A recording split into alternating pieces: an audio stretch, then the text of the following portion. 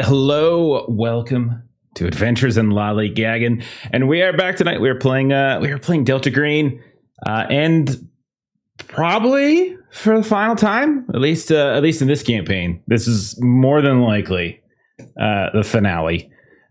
So much so that I asked people to be prepared for that. And I'm not sure if I told you guys what we've been playing. I can't remember. I might have. I'm getting old, so my memory doesn't work anymore. But part of our campaign has been from this book here called Our Ladies of Sorrow, which is a Cthulhu Now or modern Cthulhu. I'm not exactly sure which one it might be, but it's a kind of like a mini campaign by Kevin Ross. We did a couple. We didn't do everything, but we did a couple things in here, and we tied it with some official deltagreen stuff, and then like one or two things of my own, and then like a mashed together like that, and like a shotgun scenario. So that's kind of been a lot of the thematic underpinnings has been from here. So maybe we'll answer questions afterwards if you're that's so cool curious. It is extremely hard to find. This I had to get on Amazon, like used, like a year and a half or more ago. I found it for a huge markup, and it's very hard to find, but like I kept seeing it recommended a bunch on various forums, and I felt like it would kind of dovetail with some ideas that I had for Do they have PDFs of it out? Two. Well, that's an interesting question. You know how it is sometimes with PDFs. Sometimes they exist and they're not supposed to. Like that. But I did. Where's my hat? Buy the one. So I feel like actual book. I feel like I'm kind of entitled a little bit. But anyhow, that's so that's kind of been one of the things we've been doing. But yeah, that's it. So thanks for joining us. That was the end. And we'll see you all in a couple weeks. With something else. Everyone died last session. I had a stall. I died, so it's fine. Yep. Okay. All right. I don't really got anything to say other than that. Do we want to just dive in so we can see what happens? Yes. Okay. Questioningly. So, just to review, big review. First operation, so to speak, was in Hypolux. So many years ago. Our only surviving members of that are Inferno and Weaver, though there might be other people that survived the Hypoluxo experience. Our surviving agents from that opening prologue are Inferno and Weaver when a massive, strange, giant, bloated woman floated into this elementary school that was being used as a shelter for a hurricane.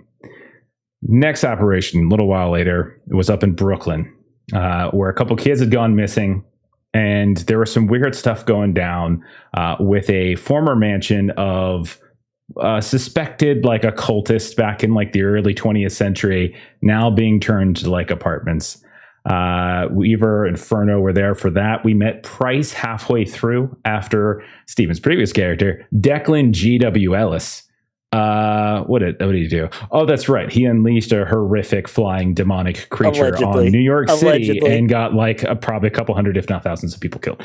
Then after that, we also lost one of Melissa's characters, I think, in Brooklyn.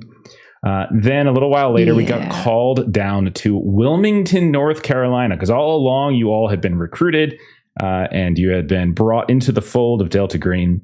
By a handler known as Ronnie Lightside, but we all know him now as Frank Ryder. He called you down, gave you a gig, gave you an operation to head out into Silo, North Carolina, this small little up in the Appalachian, kind of the hills of Appalachia, to investigate some strange weather phenomena that might involve like this March Technologies site. So we headed up there with Price now in tow. We got to meet some new characters, and I think did Isha Ray come in for that one, or did she come in after that? The next it was after. Yeah, it was after. Okay, yeah. So we headed out west, and that's where you all nearly got Price killed because everyone was like, "Hey, let's save this random doctor and not Price." Remember that? Then we had a trade in the middle of the night in which you gave that very scientist back to get Price back. And then you killed a bunch of Breckenridge agents because they were providing security for March Technologies in the middle of nowhere, and burnt them alive, or burnt their bodies inside of the SUVs inside of an old church. Then you came back to Wilmington and you realized that something weird has been going on with Ronnie, and you watched him as you went to go do a debrief meeting with him get hit by a car after having some weird interaction with an old woman. Then you kind of followed that story. That wasn't an operation, just sort of followed it. You went to his home. You realized something weird was going on in his apartment complex. That's when we met Issa Rae, who turned out to be a former friend or former coworker of Price, was on like a team or two in the past. They both had history with Ronnie. Turns out something was haunting that house, or excuse me, haunting that apartment. Eventually, as you all normally do when you get to apartment buildings, you burned it down. And in the fire, unfortunately, we lost yet another one of Melissa's characters, and Issa Rae herself. Inferno, aptly named. Price and Weaver all survived. Inferno actually, I think at one point was like Mr. Hero because he was like blind. He was like blinded. Everything's right. And he was just like stumbling through the fire somehow. That's right.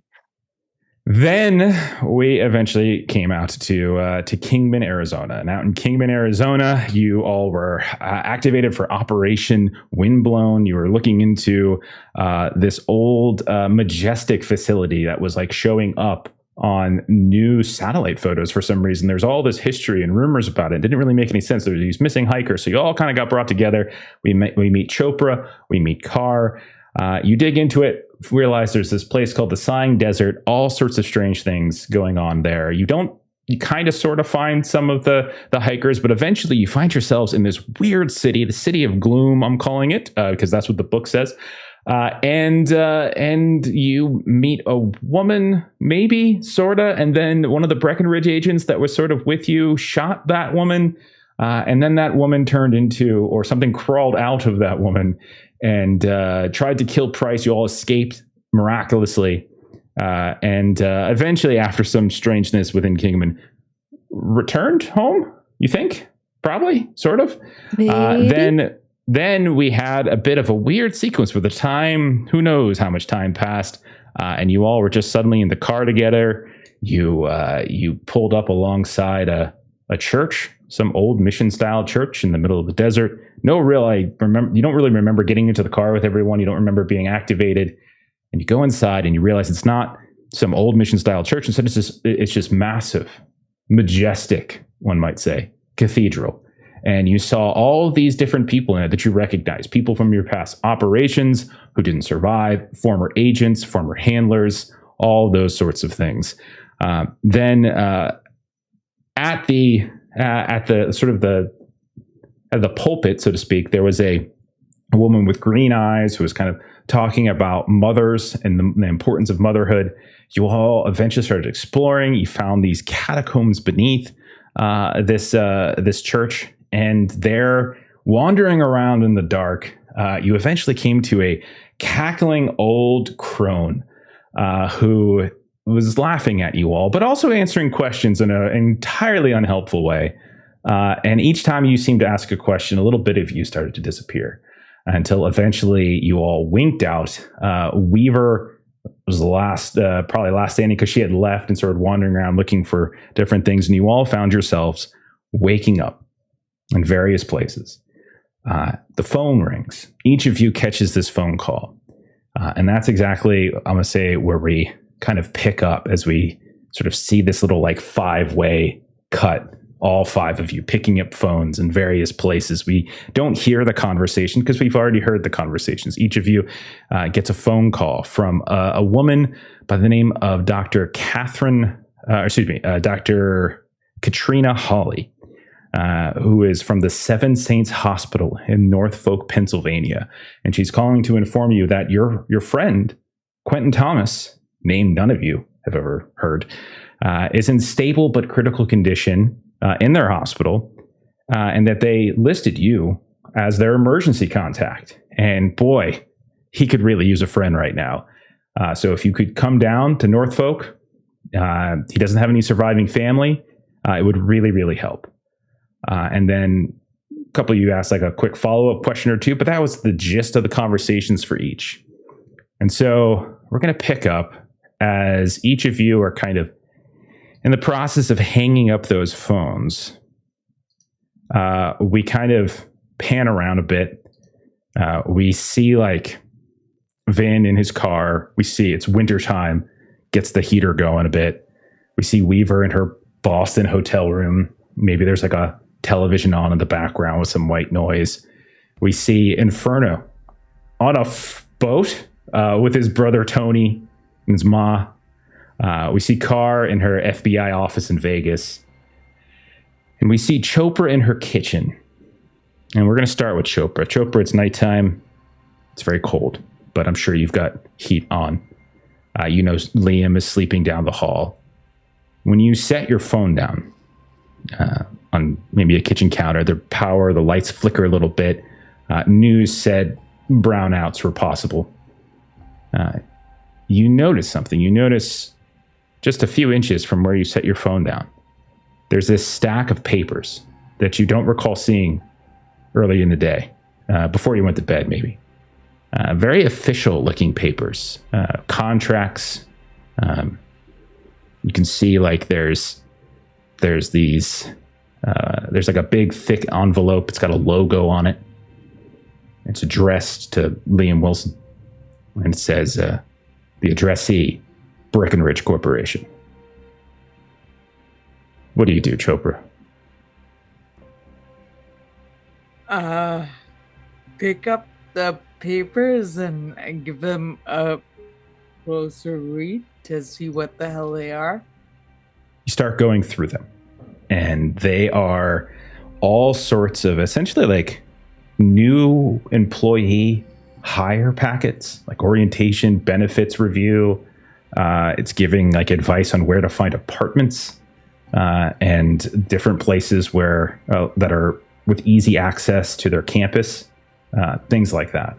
And you can see that there's like copy of correspondence between Liam and some of the human resources people, and you can see like there's just sort of a copy or two of like signed documents and things like that like written in the notes saying that here's your signed copy for your own records and that sort of thing.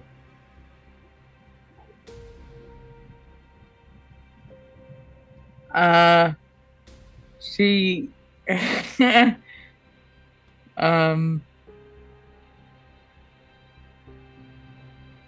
Breckenridge. Okay. And so she goes in the bedroom with the papers. He's still sleeping. He's just...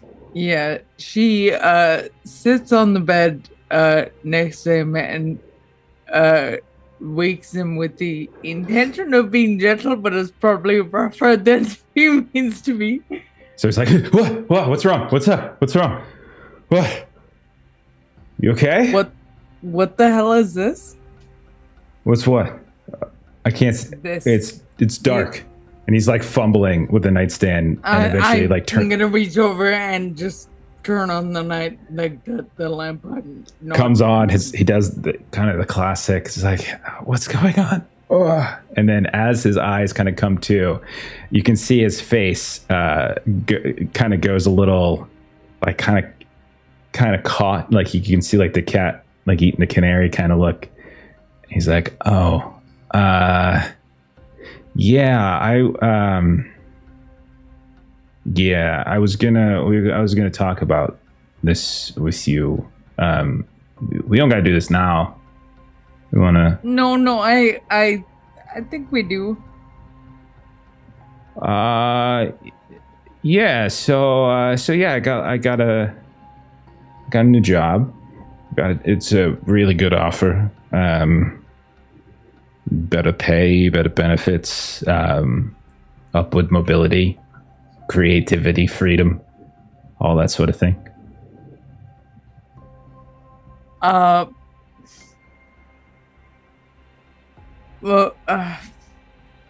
I didn't even know you were looking for a new job. Oh, it was a headhunter thing. It just, I've always got my stuff out there, and I guess whatever they need, I just kind of fit it perfectly, just mix of practical and theoretical. I think they said something like that. Someone who knows the meaning of a good day's work. That sort of there's it's probably just corporate speak, but it's always nice to hear that sort of thing. If you were looking for that kind of thing, I can help you find work. Like, this is not. Oh yeah. Have you accepted this? Oh yeah. It was sort of accepted this. Well, it's sort of time sensitive. I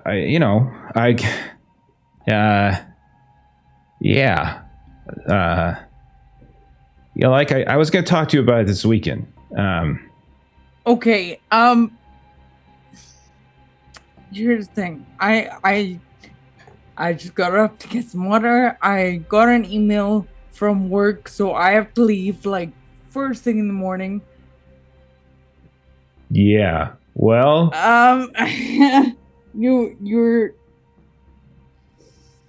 were gonna talk to me on the weekend about.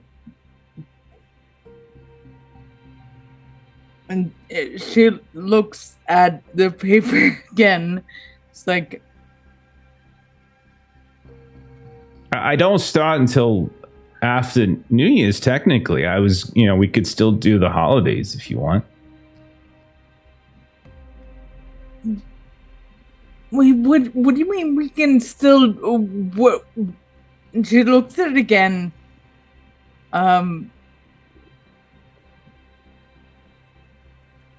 What do you mean we can still do?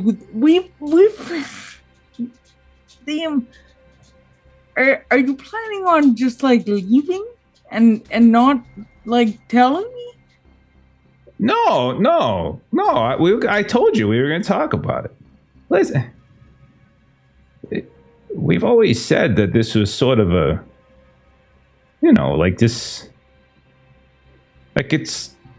I care about you and everything, but sure, like it's just like we've been talking about getting, and she starts to say married, and she can't quite bring herself to finish that sentence. And he's like, and he kind of like pulls back a little bit. Listen, my career is important. Like, your career is important to you. I mean, this is why you're gone half the time. Like, it's just kind of how these things work. It's just a timing thing,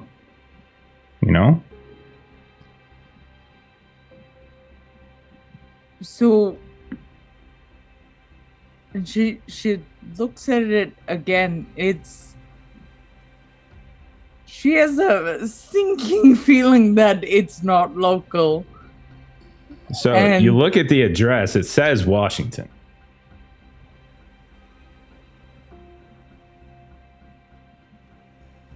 Okay. How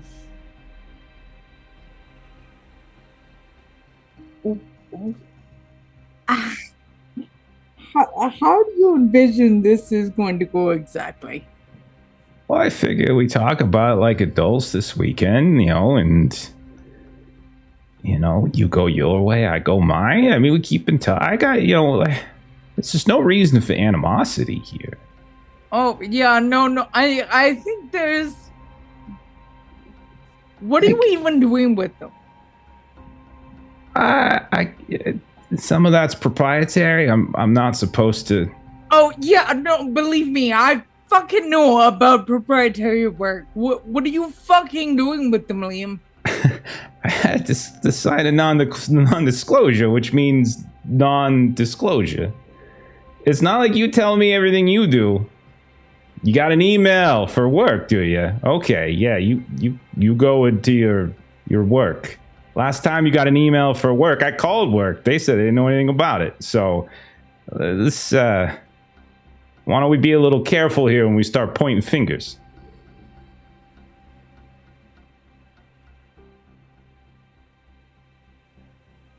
Listen, it's early. The sun's not even up yet. It's just we could talk. This is not the time to talk about this. You're tired. I'm tired. Talk about a different time.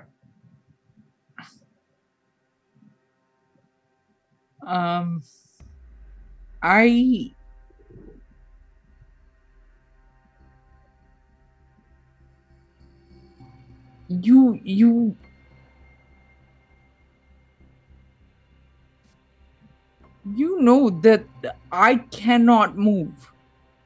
I wasn't gonna ask you to. Okay, well then, Liam, this is over. Then I'm not doing long distance. Yeah, I know. I wasn't gonna ask you to. This is bullshit. There's like 5 places that I can work. There's like 1,000 places you can work. Wow. And see, now you know why. Now you know why I didn't want to say anything. Because I figured, hey, you get a nice job, a promotion. People like, oh, hey, I have a great job. I'm so proud of you. Happy. Here's a part. Let's go out drinking with her friends. I get something. This is bullshit, is what it is. And you see, he starts getting up at this point, and he's like walking over, and he's like pulling his jeans on and stuff. Yeah, I get something that actually wants me. Someone wants Liam, not Davi, wants Liam. And now it's bullshit. And he's like fixing his belt and like putting the stuff on and everything. It's like, okay, all right, sure. No congratulations. Okay. No good job. Nope. I know you worked really hard for this. Nothing like that. Okay. He sees like by the time like he's like fully dressed at this point. Yeah.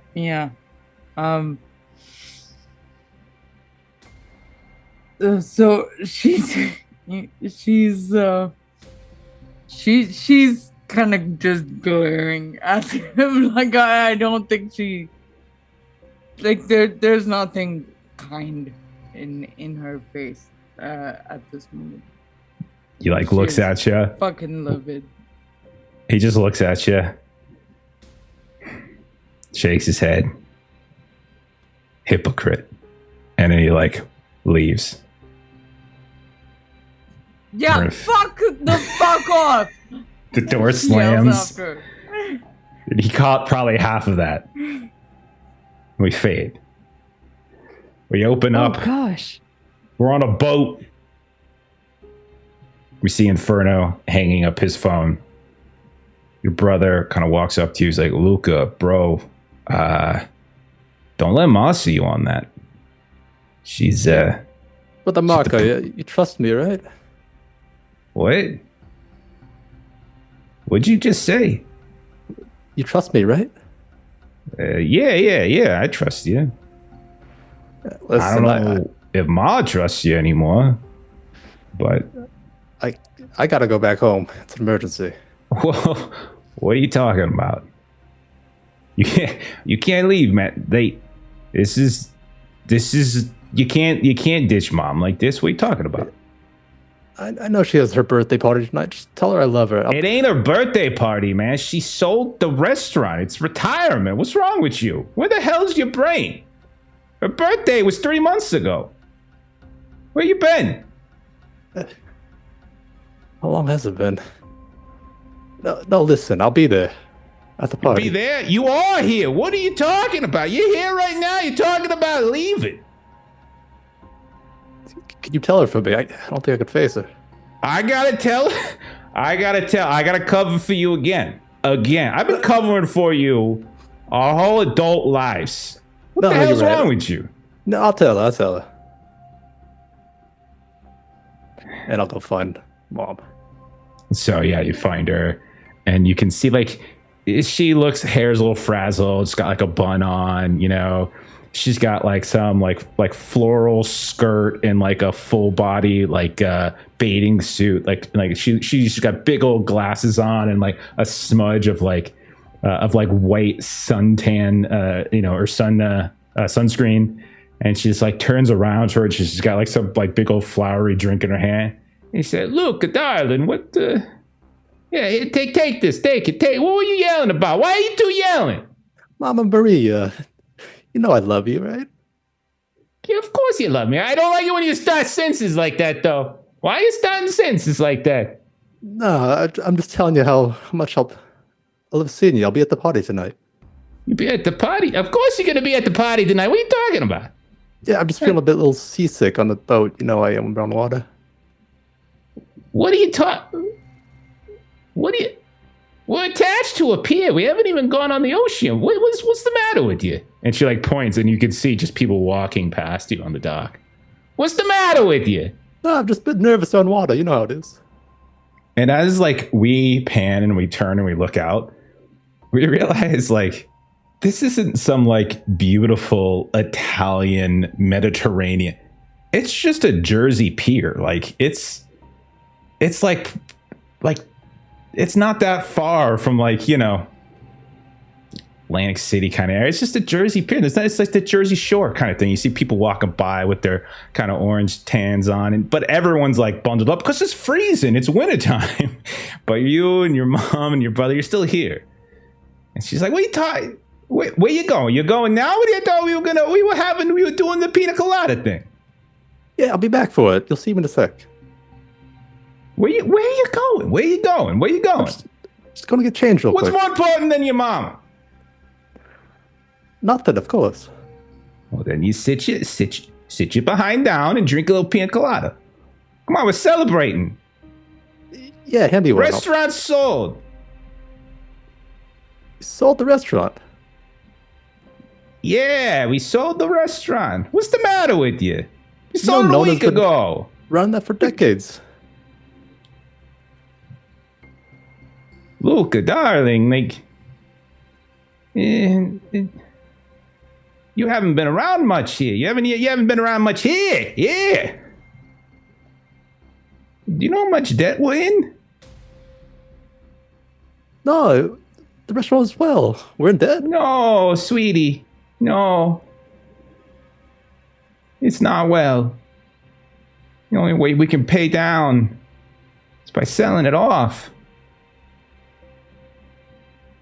What's the matter with you? And she like sets the pina colada down. She kind of comes over to you and she reaches up and pulls your head down. What's the matter with you? Where's my beautiful boy? And she's like looking for you. Where do you go? What's wrong with you? Are you doing drugs? And she's like looking at your eyes at this point. You doing drugs? When she looks at me, I just have this distant stare past her. Oh.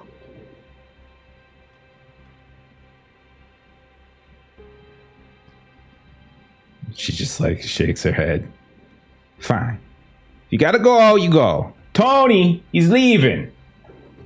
And like Tony comes in, your brother, and like he puts his arm around her and she kind of like leans in and like the two of them, happy, mama, son, and they're both just kind of looking at you with this like you could tell your brother's pissed at you. And you can tell that your mom, like, she's disappointed. It's not a mad. She's disappointed. And they're both just kind of staring at you.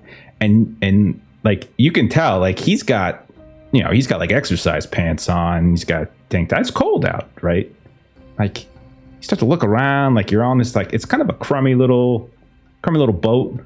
Like one of your family friends' boats and such. You see someone else kind of pop up. They're bringing over what looks like I said, like, hey, permission to come aboard. And you look over and you see some of your neighborhood friends are coming in with these big old coolers, carrying things and everything like that. Hey, Johnny. And your brother kind of goes off and starts doing the greeting thing. When they get distracted, I'll slip away. Okay. We'll fade out of there. And we come up and we're at a Boston hotel. decent hotel, Weaver? Shitty hotel? What do you think? Shitty hotel. Shitty hotel. You see Weaver hang up the phone. You see this like black and white movie on some random public access channel in the back, just kind of looping around, or satellite channel, I should say. Maybe some white noise, some static. You're all alone. No one else here. Yep. Aunt Viv passed away. Cody's not here. Jamie's not here. You're all by yourself. What the hell are you doing, Weaver? Honestly, I don't even know anymore. And she's sitting on the bed and she's surrounded just by all of her notes of everything essentially since Silo.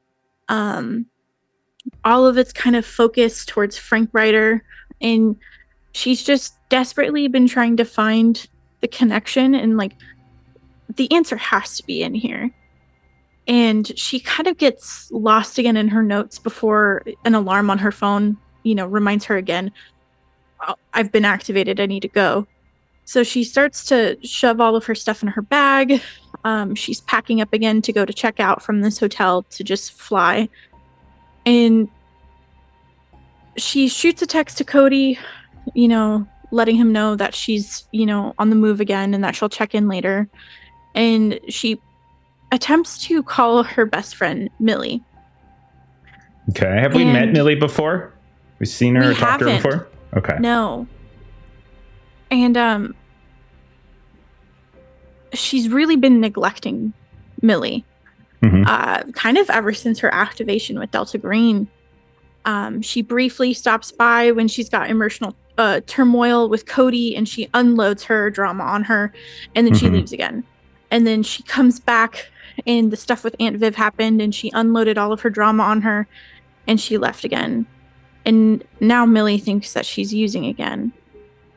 And she received a text about a week ago.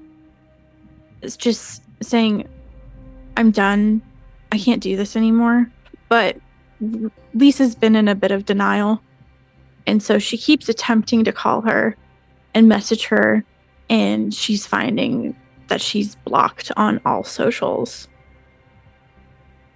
So maybe one of the last things you might have seen on Facebook or whatever before the block is maybe like a birthday party. Maybe she had her own kid. Maybe she's just like focusing on that more. So as you're like packing up your things, as you're checking your phone, you just hear a gunshot. And you look over, and on the screen, you see this like deranged looking woman that's just sort of pointing the gun directly at the camera. And you see the camera just sort of slowly fade and then go to commercial. And you see there's this commercial for like Progressive Soup, and you just see like this family gathering around the kitchen, spooning, ladling these big heaping portions of soup into bowls. Do you drive? It's northeastern, so you're Boston. It's not gonna take that long for you, but it's still, because of the weather, because of the traffic, it could take you a day if you wanted to drive. I don't think she would. I think she would just fly.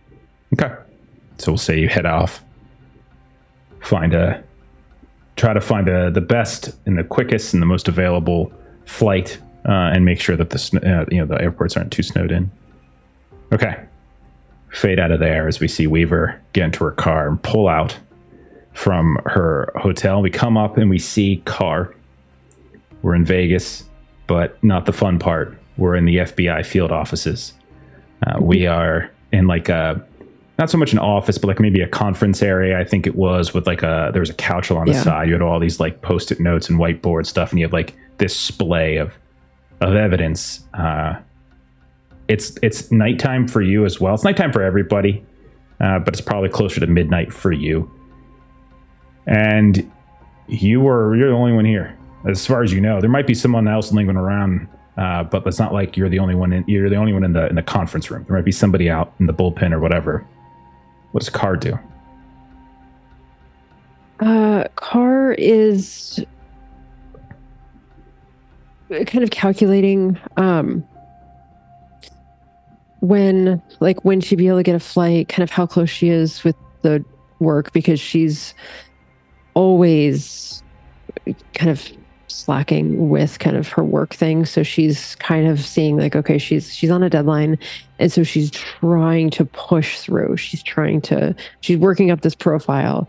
And so, she's, kind of looking at things and, kind of typing on a laptop and kind of connecting some things and typing on a laptop. So I would say she is like furiously trying to finish up this profile so that she can sort of like send it off to Mara, her boss, and then be able to get on a plane. Okay. A couple times phone rings somewhere out there and rings for 1 ring, 2, 4, 10, doesn't pick up. And it stops. A couple minutes later, as you're finishing the profile, it rings again. 2, 4, 10. Stops. Third time this happens. No one picks it up. Just rings and rings and rings and rings. Once you're finishing whatever packaging you need to do you do anything? Do you wait for the next ring? Do you go check out the call logs? Do you do anything with it? I would say that like once she finishes, putting this together, she would then go try to investigate that. Okay. As you step out, you hear the phone ring again. And like, it's a dark office. There's a few localized lights here and there on various desks. Maybe there's a cleaning crew, something like that. And it takes you too long to locate exactly where it's coming from, but to answer it. But when you get over there, you can see like the desk phone ringing, the lights coming up, and it kind of goes to voicemail or whatever it is. Probably too long for voicemail. It just keeps ringing, actually. When you get over there and you check it, you see that the number is a Phoenix area code. Looks like the Phoenix field office. So I would say Carr, if it was ringing on the desk phone and she's able to see the number kind of on the caller ID, she's, kind of grabbing at her cell phone and kind of typing the number in as quickly as she can, while it, before it kind of disappears from the desk phone. Into your cell phone? Yeah. Okay. Yeah, you can do that. And so she would call the number. Are you trying to call? Okay. Yeah. So the phone rings for like 10 rings, very long. Like it almost feels like at some point it's going to stop. It's like one of those moments where like, where's the voicemail? Where's the voicemail? Where's the voicemail? But it takes a while before it actually starts kicking in. And when you hear the ringing stop and you hear like the click of the answer, all you hear on the other side is just like this wheezing breath.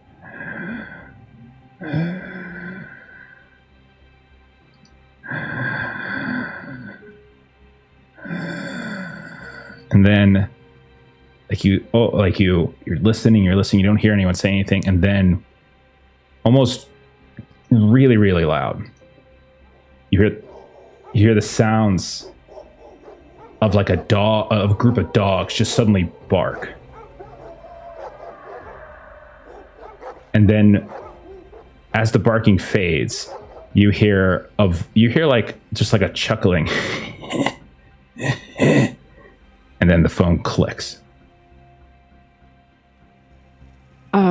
Carr would kind of pull the phone back, look at it to see if it like hung up or sometimes it's the, signal in the building isn't great. And she calls the number right back again.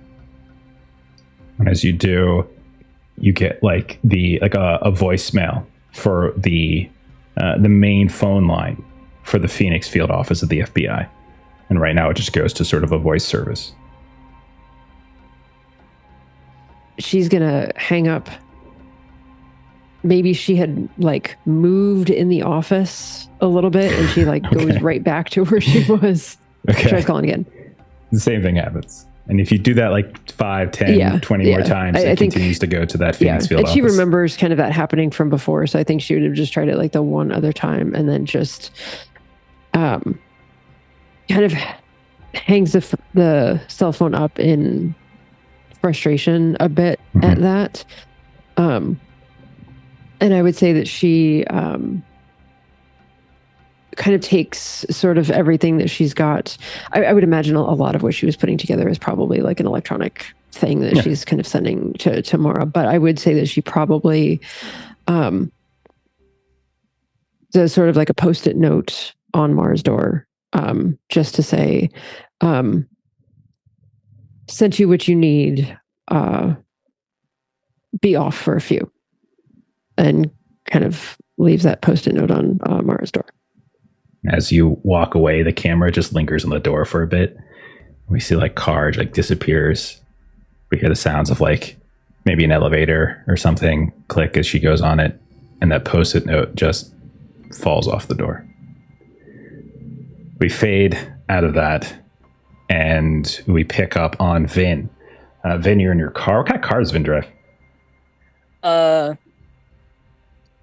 almost said Miata, but that was Declan. We'll say it's a Ford Focus. Oh my God, that's so sad. Yeah. You got the Miami Vice look and you drive a Ford Focus. Okay. All right. So you were in, I think, a parking lot. And it's cold, Sleeping frosted off a hard windshield. night. Okay. You started driving, I think. I think you pulled out and started driving pretty soon. Okay. Do you do anything along the way, or do you listen to any books on tape? You do anything in particular? I don't think he would listen to books on tape. Or he would audiobooks, definitely have. He'd probably be like the AM radio type guy. Okay. Like some sort of talk radio, whatever he can find late at night. So it's probably something really fucking weird. But like whoever's got a conspiracy theory late night show is what he'd be listening to. But he would stop at least every 45 minutes at a gas station just for another snack or drink or energy drink to keep going. Okay. Sometime in the early morning hours, we'll say like 7, 8 a.m., you've crossed probably over into the Pennsylvania line. You're heading to Norfolk. You crossed over. You're not that far away. Your phone rings. Cell phone. Take a look at it, and you see Chris's name shows up. Your son. I answer. Oh, hey, you do remember who I am. Yeah, hey, Dad. Hey, you doing okay? Yeah, I'm doing fine. How about you? Haven't heard from you in forever. Yeah, I've been, well, this is going to sound kind of funny, but I've been on a case. Sort of. Case? Yeah, yeah. You're not doing patrols? Well, I mean, normally I would be, but there was this FBI guy. That's kind of what I was calling you about. It was in Sanford. And there was a FBI special agent. We had a flood, and there were a bunch of bodies got unearthed, like old ones, like they've been deceased for some time, and so they called in the FBI, and I was kind of like his what do they call it, attaché, something like that. I followed him. I drove him around. I got him coffee and introduced him to people, that sort of thing. Anyhow, It's you, Mr. Bigwig, moving up in the world. Yeah, about that. So it was, it was kind of a weird, You ever notice how often you say, Just spit it out. So it was a weird, sorry. It was a weird case. God. the bodies, Dad, they weren't all adults, you know? And you can tell, like, he's, like, a little shook up. There were, outside of Orlando, there was, a couple kids went missing, 3 of them. And, it was a couple months ago. You were just driving around. You didn't have to see any of that, right? Well, Agent King, he wanted to see it, so I had to make sure that. Yeah. So what was he bringing you around for? You're supposed to be guarding the yellow tape. I don't know. He was an FBI agent. You don't question FBI agents. Right? No, you always. Anyway, yeah, that's not. I'm sorry. It was really weird, though. They, the locals, they were all obsessed with something. They kept saying it wasn't, it was something else. It was they said it. We thought it was a dentist guy. It was a weird guy, creepy guy. He lived in a museum. Yeah, not like a real museum, like one of those things people make to, like in the basement, or some actress, anyhow, from like the 40s or something. Anyhow, and we thought it was him, and he kept saying something about like it wasn't him, and then eventually Agent King figured out. Let's go to the wife. So we talked to the wife. The wife couldn't corroborate alibi, standard stuff. And then he kind of broke down. Like, I kept saying, she told him to. We thought it was the wife. We thought it was her. But, well, I thought that. King didn't. Agent said. So. Anyhow, he kept trying to pin it on other people. Different people we met. And then he tried to pin it on you, Dad. On me? I mean, well, Vincent Palmer. And I guess I don't know that he was talking about. What? Who is she? Who is she? She? I don't know that. Who is the she he was talking about? Who? The she that told him to do it? Like I said, we thought it was the way he was just saying things. Like it was nobody. There wasn't a she there. It was all him. We have the DNA and everything. It's a slam dunk prosecution, they say. There's no accomplice, no other person. Is he still in custody? Yeah, yes, he's in custody. They're not letting him out. He didn't even make bail. It's fine. Like it's good. They're keeping him in. Everything's fine. Everything's fine. It's taken care of. What I was trying to say was that he mentioned you. Vincent Palmer, at least. I don't know he was talking about you. There's like 37 Vincent Palmers in Florida. I looked it up. 5 in Orlando. None in Sanford, but... Is it always this weird? No. Only the bad ones. Francis Liston. That's who he said it was. Francis Liston. Yeah, it's and Vin would like immediately start like fumbling for a pen and paper to be writing it down while driving. It's not she's dead, Dad. She's been dead for like freaking 40 years. She was some actress in Hollywood. She got strung out and died in the 70s or something. That's who the museum was to.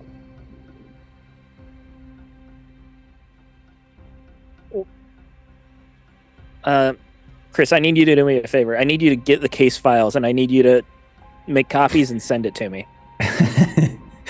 I'm not going to make copies of the case files and send them to my dad. Chris, no, just listen to me. Dad, I was just calling just because it was weird, okay? I'm trying to help you. I'm trying to help you. That's not why I called. I don't need it. The case is solved. It's fine. It was. Never mind, Dad. Never mind. It's fine. You know what? You're right. You're right. You know what? He's in jail. He's Do me a favor. gonna go to prison. Do me another favor. Make sure that someone else is assigned to drive this agent around. It doesn't need to be you. It can be any patrolman. Y'all are replaceable. He left. Good. He left before we even arrested him. Next time it comes up, just make sure someone else gets the job. All right? You stick to the streets. Well, no. See, that's the other thing I was calling about. I was thinking of maybe... No. FBI? No.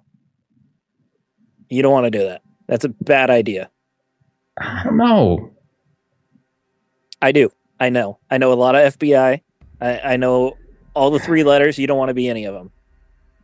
DEA, CIA, none of it. You don't want any of it. In fact, you want to retire from the police force, but I can't convince you of that one. I know I've tried. All right, Dad. Anyhow. All right. I gotta go. Well, no, Chris. How have you been?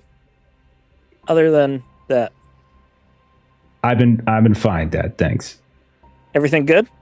Have you met anyone? What's going on with the personal life? My personal life is fine, Dad. It's no grandkids. Don't worry. Well, I'm not worried. Grandkids would be nice, you know. We should get dinner sometime. I'll come down and I'll visit. Sure, Dad. That sounds good. Yeah. You call me when you get here. Well, yeah. So everything's good then? Everything's fine. Never mind. All right, listen, I gotta go. I got a shift here coming up. Yeah, of course. I wouldn't want to keep you. Stay safe out there, and if you get a chance, send me that case file. He just starts laughing, and then he hangs up. Radio kicks on. Harry Chapin, Cats in the Cradle. We fade out of that scene. Punch the radio off. My fucking heart. I know. Did I warn you guys that this isn't going to be a happy session? I'm sorry, I forgot to do that. Okay. One by one, all of you make it to Norfolk, one way or the other. Some strange things kind of start to happen. Those of you flying bump into each other a little bit. You kind of see each other like in the crowd, like you see someone moving about. You're like Chopra, you look over, you think you might see Weaver. Weaver at one point, you think you might see Carr, but the crowd kind of pushes and pulls and not quite the same, maybe just seeing things. But one by one, you all eventually make it to the Seven Saints Hospital, Norfolk, Pennsylvania. Late morning, around 11 a.m. or so, 10 a.m., 11 a.m., something like that. Eerily, you all arrive within a minute, 2 minutes of each other. It's this almost sitcom-like moment as the 5 of you just sort of descend upon the information desk to ask about Quentin Thomas. And maybe some of you don't even get to say anything before you look up in Inferno. There's Price. Price, you look over, there's Chopra. Chopra, you see Carr, Weaver, Inferno. And you all you're in this hospital floor. There's a information desk in front of you. You see this kind of heavy-set African-American woman with a big smile, kind of like confused, as like the 5 of you are kind of like, can I help one of you? Yeah, I'm here to see Quentin Thomas. We're here to see Quentin Thomas.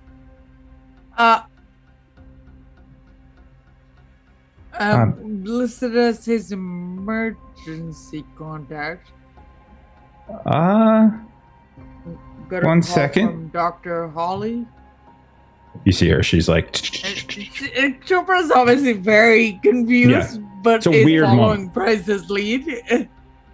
She's typing. She's looking I'm sorry. Well, Mr. Thomas checked out this morning. Did she leave forwarding information or? I'm sorry. Who did you say contacted you, ma'am? Dr. Holly? And he Katrina checked Holly? out this morning? She said last night that he was fairly close to passing. You could tell she's like kind of confused and looking at her screen, and then she like waves somebody else over, and like older woman, like sort of tight back hair, kind of gray and white hair. She kind of looks over her shoulder, and the woman you've been talking to points at the screen. We don't have a Dr. Katrina Holly.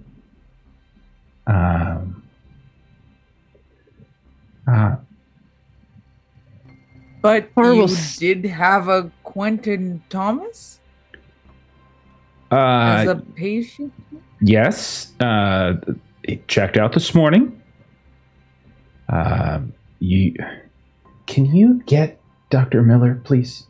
1 second. We'll get the attendant. And you can see the other woman like pulls up a phone, does like a page, and like a few minutes later, you can see a woman, young, late 20s probably, blonde, very tired. You could tell she looks exhausted, and she's busy as can be, hair kind of fraying here and there.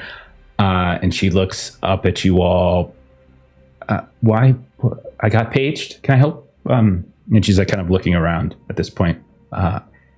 These people said that they're here because they're a patient of yours, Quentin Thomas. But they said they were contacted by a Katrina Holly. Did you do a consult with another doctor? And you could tell she's tired. She kind of just flips through. So no, he checked out this morning. No Katrina Holly. No. And Carr will step forward, and she's going to flash an FBI badge. Okay. And once you do that, do you ask any follow-up questions, or are you just doing show and tell? And so she's going to kind of flash the badge, give the kind of doctor a chance to recognize it. Not entirely sure what happened here, but I would appreciate... And she'll share a bit of the notes that she took. Like we were informed that he was close to death. And if I remember, there was some overdose or something had happened. We heard about an overdose. That's right. Okay, Carr will so the doctor be the one sharing information, basically. Okay. Is he involved in an FBI investigation? We person of interest. To kind of he was brought in yesterday morning, as unconscious. He was in very bad shape, critical condition, overdose of sleeping pills, over the counter. We pumped his stomach. He recovered pretty quickly. He had a psych eval.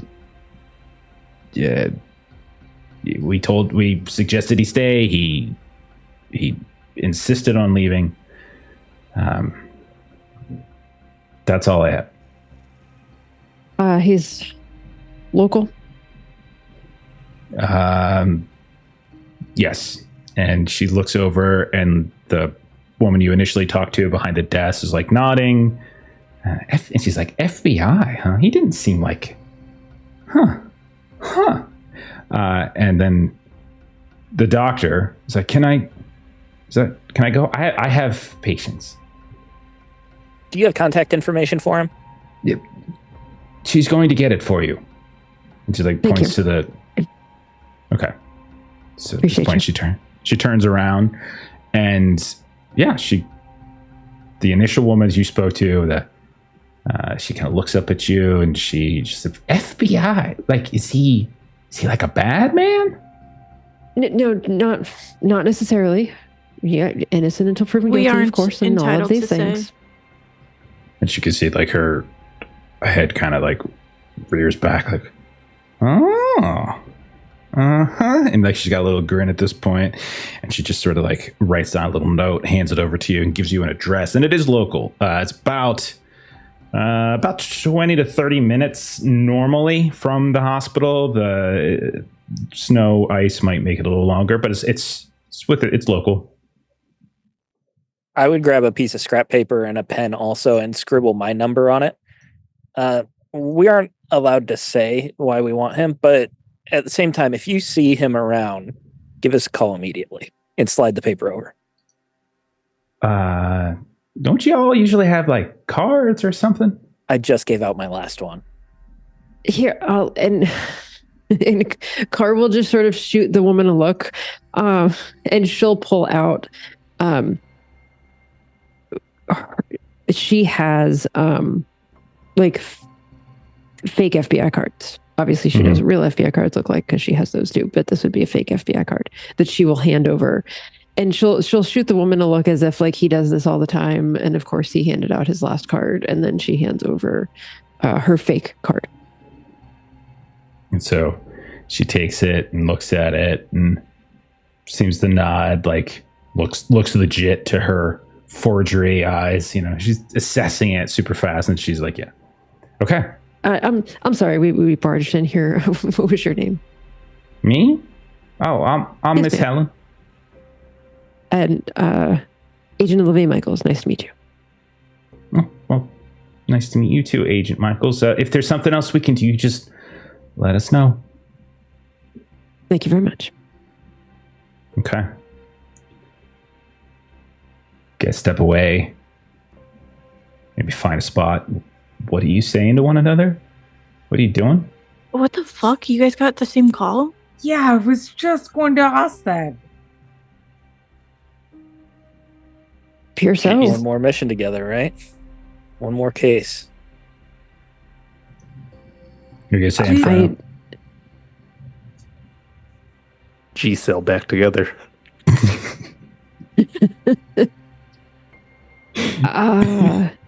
I thought maybe he was an agent with the program, or someone I maybe knew from a previous case or something. But If he was, why would he check out? You know? yeah, and when I asked Dr. Holly about whether he had a badge on him, she said no. But apparently there is no Dr. Holly, so Yeah, that's weird. You Whose want us to car are we follow up? taking? I can drive. I drove too, so I'll take my car. So we can split up into however. Okay. For whoever like flew in. Okay. All right. So you guys kind of combine down to like 2 cars or something like that. Is that fair? Yeah, it's not. Okay. Would you say that we have like on caller ID a phone, like the incoming call that we received like yeah, I don't yesterday? see why not. Sure. So once That came on a burner phone. Carr wouldn't be driving, I would imagine, so someone else is driving. So she Yeah, would kind of Tripla's driving. take her phone out and try to call the incoming number back that had been quote unquote Dr. Holly. So Chopra's driving. You take her phone. Okay. Is anybody else in the car with you that's giving over their phone as well? Or was it just the 2 of yours? Weaver, are you in the car with us? I'll be wherever. Okay. We'll say women in one car, men in the other. Okay. You take a look at these 3 Chopra calls. does before they actually leave. Like, it's been about a day, I imagine, since all this. So she's sends a very quick text to Liam without even really like waiting for her response. Like, I'm really sorry. I still love you. Let's talk about this. And that's it. Okay. No immediate response. Okay. She's not expecting a response at all, but Sure. He's too busy being indoctrinated. Okay. Oh, no. What's your search, Agent Carr? Hold on. 54. Okay, 54 is enough. You notice one thing. The three of you receive the call at the exact same time. To the second.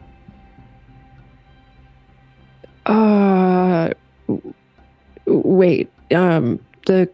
This information accounting for time zones and whatnot, exactly the same time. Exactly the same time. We all got the same call. I spoke Is it with the her. same Did you duration? Yes. Well, look at the actually, call no, information. because some of you asked some follow-up questions and such. So no, it wouldn't be the So exact same. so it couldn't have been pre-recorded. No, I asked follow-up questions. Did you ask questions? I did as well. At that time, I thought it was a real doctor, and I thought it may have been an agent. So, and I thought I was the only one to get a call.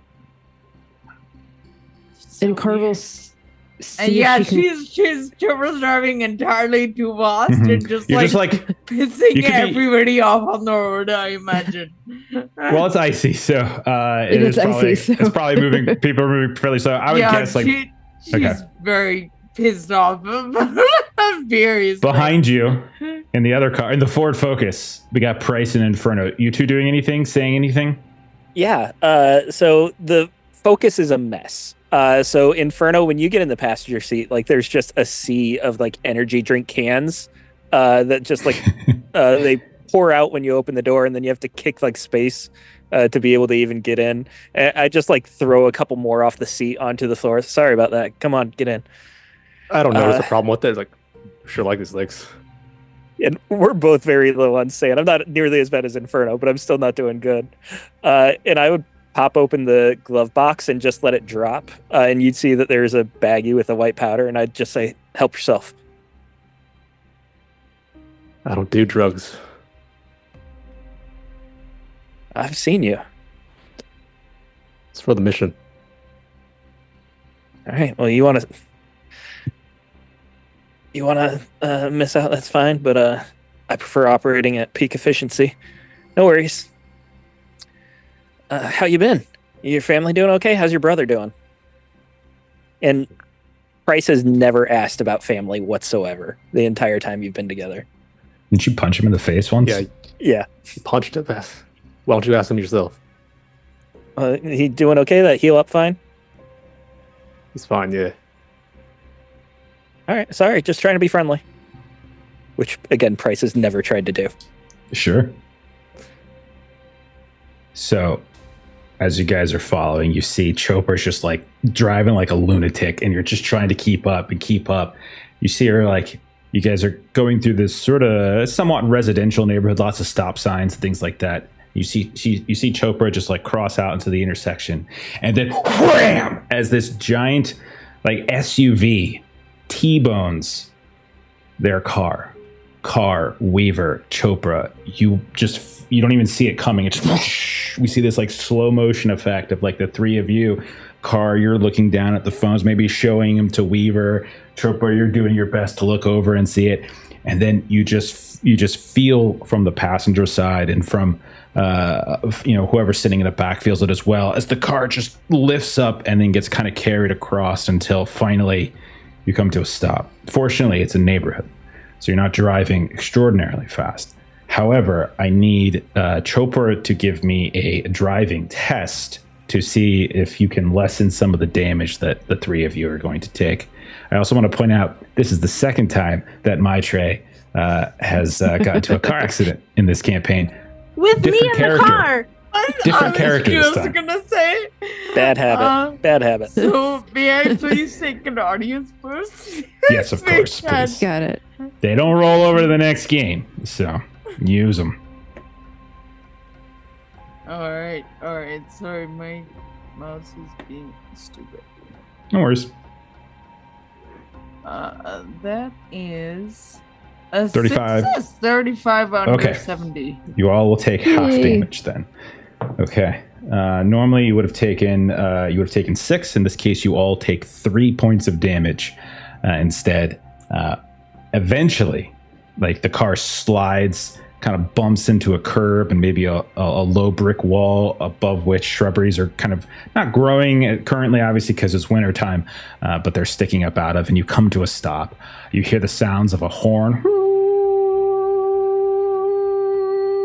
going off. Price, Inferno, you see this car just T-bone right into them. What do the two of you do? I'll give you guys first dibs since you see this happening. What do you do? I get a momentary flashback of when Ronnie got hit by a car. And that runs through my mind for a second. Oh. Pull over, Vin. Yeah, Vin would immediately be pulling over as quickly as he can, as close to the accident as he can, too, and then jumping out to run forward. Okay, so as you jump out to run forward, Agent Price, you notice this is what you see. First, both cars, Chopra's car and this like SUV that smashed into them, are still kind of in this intersection. It's a low trafficked area. Like there doesn't look to be like a ton of different people coming and going. You're like right on the edge of like a neighborhood, like off. We'll say to like the west a bit. You can see there's a handful of like these, like a small business kind of area. You can see it almost looks like it's going not to a downtown, but like to a strip mall stuff. You look over and there's like a lot of well lit street lights that are shining down. It's very gloomy and gray day. And so they're on right now. You notice there is a large billboard that is facing this intersection. It reads buy 3, get 1 free, and then there is a tire store, a local tire store logo underneath it. You hear the sounds as you're looking at that of the horn of the T-boning car, and you hear the sounds of a woman screaming, "Oh God! Oh my baby! Oh my baby! Try! Oh God! Try! Oh God!" And Inferno, as Price is looking down the street, kind of getting a sense of things, you see a pregnant woman come out from the driver's side, or excuse me, from the passenger side of the SUV that hit Chopra. And she's like, well, very far along, 8 months, maybe even closer to 9. And she's like kind of hurrying as best she can, careful on the ice to the other side, to where you see a man is essentially slumped over the steering wheel. It doesn't look like he's wearing a seatbelt, but you see his head is just kind of slumped over it. There's blood everywhere. And then you can see she's like just in this crazy panic. You guys both, Inferno and Price, you guys have ridiculous high alertness, so you're getting so many things for free. You notice like there's a woman jogging down this one hill in your direction, young woman or so. She's like racing now and down the rest of this hill, coming down towards you all. Carr, Weaver, and Chopra, what's the first thing you do as you come to? You're all okay. You each took a little bit of damage. You can describe that however you want, but you all are okay. You can hear the sounds of the engine stall out and die as whatever happened during this accident has essentially slowed it down, or has caused it to die. What are the three of you doing? I'd say that Carr probably, her head, whether it was on impact or kind of on the kind of whiplash, kind of hit her head on against the passenger door glass. And then was the hit on Carr's side, like the passenger side? It was the passenger side, so you'd probably crawl out the driver's side. So I would say she's basically, kind of holding her head, trying to look to see how Chopra's doing, because Chopra was driving, and that's also how she would get out of the car. So she's kind of checking on Chopra and kind of poking at her and seeing how she's doing. Pushing her out the side. Okay. Chopra, Weaver, first things you do once you kind of get your senses back. I'm assuming all of you were wearing your seatbelts, probably, or at least not too Yeah. Yeah. So like 3 points of damage is not an insignificant amount of damage, but it's probably not like a broken bone or anything like that. It's probably I it think probably Chupa's like broken her nose from the airbag. Okay, we can do that. And like Blood and coming down. probably like dislocated a shoulder from like the seatbelt. Mhm. And she's gonna look around, and when she sees everyone is still conscious, she's going to make to kind of scramble out of the car and say, hopefully loud enough for them to hear, "We have to go, let's go." Yeah, Weaver will crawl out from the car, and the first place she actually goes is to the driver of the car that hit us. Okay. So you see Inferno and Price are both in the intersection. Price is looking down one street, Inferno. You see the pregnant woman come up. You see Weaver stumble out. Blood maybe coming from a small wound or two. Price, while you notice that, you see a car approaching the intersection from that same road. And it stops. Waving like a stop. Stops, and you see a door open up from the driver's side. And stepping out, you see that there is a woman, middle-aged, African-American woman, sort of middling build. And she just starts rushing across the intersection. And like, she doesn't even pay attention to you. She's just like, you're like waving, and she just like runs right past you and kind of joins Weaver. Weaver, do you have like first aid or medicine or something like that? I have 37 in first aid. Okay. All right. Okay. So as you're assessing, this other woman who just got out of the car rushes up, and like, she's right next to you, and the two of you are kind of poking and prodding and kind of looking around here and there. And you can tell pretty quickly with 37 that he has got a very severe head injury, very severe chest injury, and you can see that he is struggling to breathe. And right as you guys are doing that, you hear the woman, the pregnant woman, is like standing maybe next to Inferno. My baby, and reaches out, Inferno, and grabs you on the shoulder and just like squeezes, and you just feel this like ridiculously strong grip on your shoulder, Inferno, as she grabs onto you, and you can see like as she leans over in pain. We need EMS.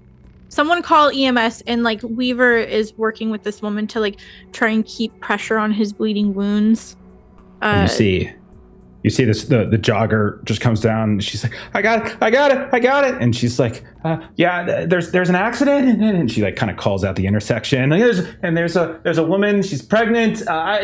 Send something. Carr, what are you up to? Carr was probably the last one out of the car. And she's kind of looking around. Kind of her instincts would be to kind of check the area a little bit to kind of see like, okay, so we've got the couple from that vehicle, we've got a woman in another vehicle, we've got the jogger. Who else might be kind of in the vicinity? What's your search or alertness? I'll 54. Take either or. 54? 54 okay. And 52. You see a woman coming from behind Inferno and Price's car, so behind the Ford Focus. She is a fairly large woman, tall, large, dirty. Definitely looks like she's probably homeless. And you can see she's pushing this shopping cart like up onto the curb and kind of down, and then just sort of like gets frustrated because of the ice and just sets it down. You can hear the sounds of cans and bottles, and there's like a baseball bat sticking out of it, and there's all sorts of bags from like fast food restaurants and stuff. And she looks up at you. What should I do? Ma'am, you're fine. You're out of the intersection. So when EMS arrives, you'll be out of the way. That's excellent. Did you see what happened with did they not stop? Did they slip on the ice? Did you see what happened? She looks at you, eyes squint. I don't know. I got my own problems. And she's like shuffling the shopping cart a little bit. Meanwhile, by the driver's side door, you and this other woman who shows up, Weaver, she turns to you. Okay, we've got two problems, and neither can wait. Can you handle this? And she points over to the direction of like the pregnant woman who is gripping. Can you just lay something down? Get her down. I will check on him.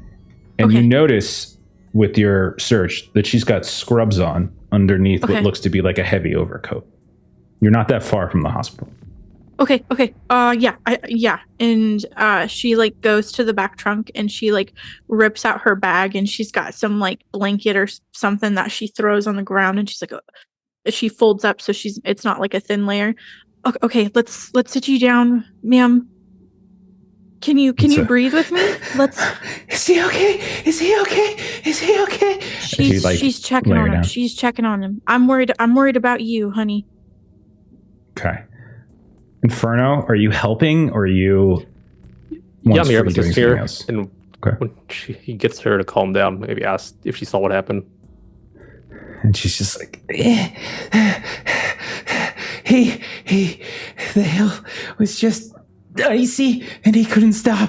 And you look up and like the road that they were coming down, it's icy. Again, this is winter conditions and you can tell it didn't put the chains on yet. Okay. What's your name? I'm Ellen. Ellen nice Carver. To meet you, Ellen. It's my husband, Troy. She like screams. Meanwhile, so you're setting her down. Inferno, you're helping. Carr, you're talking to this homeless woman. Chopra, what have you been up to? Just sort of babbling apologies repeatedly again and again and again and again. Because she knows she was driving like a fucking maniac. And so it's definitely at least feeling like this was at least partly her fault, if not entirely.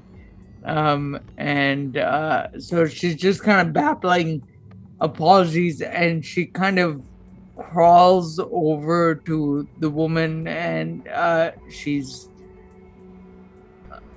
I don't know if it's a persuade roll or what, but she's kind of starts soothing, trying to be soothing and stroking her like it's gonna be okay, it's gonna be okay. Yeah, I don't know if it's persuade necessarily. It's probably more just like a charisma or something like that, or even like a medicine or first aid or something to get some of the calm. Okay, while you're doing that, Price. So the first thing Price would have done when he jumped out of the car and started running forward after like flagging to like stop the car, he would have, in his very overly aggressive, overly bossy, very stubborn way, would have gone to each of the three agents that were in the car and made them verbally confirm that they're okay. You know, are you fine? And even if they nod yes, are you fine? You know, making sure that each one like verbally says they're okay. And then he would go over to the car that did cause the accident and would be trying to help with the guy in the front seat there. Okay, so you and Weaver are kind of doing that. One of you needs to roll a first aid to try to stabilize him. Chopra, did you do a roll to try to calm her down? No, I'm sorry. I didn't quite catch what you said. You have a couple options. I don't think persuade's quite it. I think it would be probably like a first aid or medicine would make the most sense because this is like a specific medical situation. But I'll take like a charisma too, just like the general idea of calming a person down. Sure. Okay. Price. I'll give you a charisma if you don't mind. Yeah, that's fine. Price and Weaver are at the door. Yeah, where I should not be the one to roll it. I'm really bad at first aid. Still there, or am I with the lady? Oh, that's right. You stepped over to the lady. I'm sorry. I completely. Okay, so I am the one to roll it. So Yeah. so Vin's up No, there no, with no, the no. You're nurse. not. You're not actually. The minute you get up there, the one woman who got out of the car, who walked right past you, who you tried to flag down, she just she looks at you, and she just says, "I've got this." And she kind of slaps your hand like you're reaching for food that you're not supposed to get, and she just kind of slaps your hand and such. And then Price, that's when you hear a voice behind you, and you can see that this large homeless woman has just appeared kind of behind you, right next to Carr a little bit, and she's just kind of calling over, "You're gonna be fine, dear." And then she turns over towards you, Price. "You? Maybe not so much."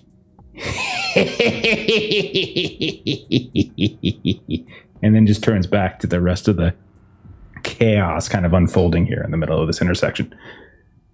Bryce already has those sand, and he's already overstimulated from multitude of reasons. But I think as soon as the lady slaps him away, he'd get angry and almost start to argue. And then when the homeless lady calls, he turns, completely forgets the guys in the car, and just starts walking over to her. What do you mean by that?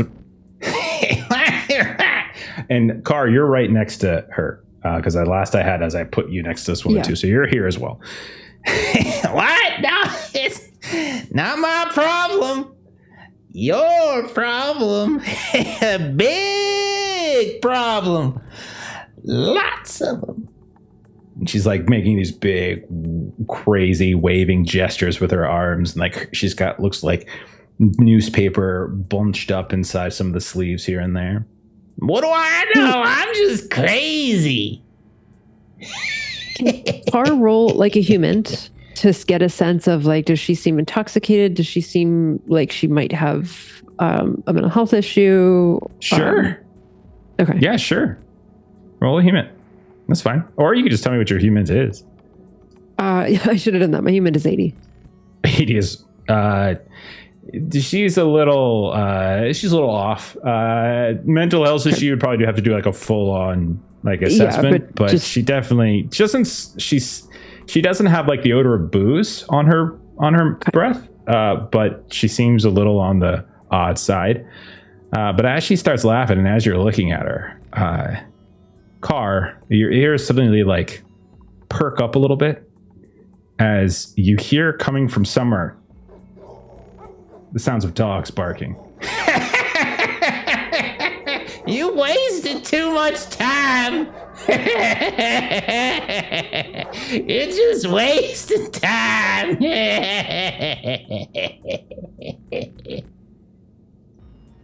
Wait, where are and Carr looks over to too late. Too late for what? Yeah, I don't know.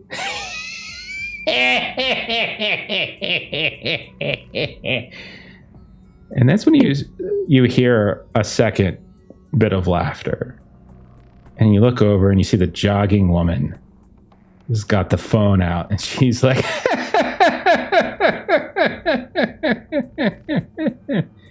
and then you, Weaver and Chopra in Inferno, are kind of interrupted as this woman who is breathing starts going.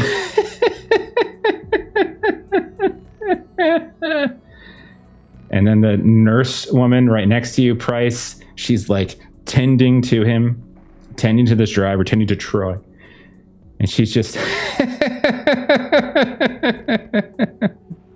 and they're all just laughing. What's so funny?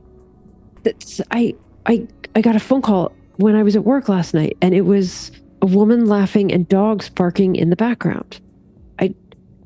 And we all got the calls at the exact same time. Is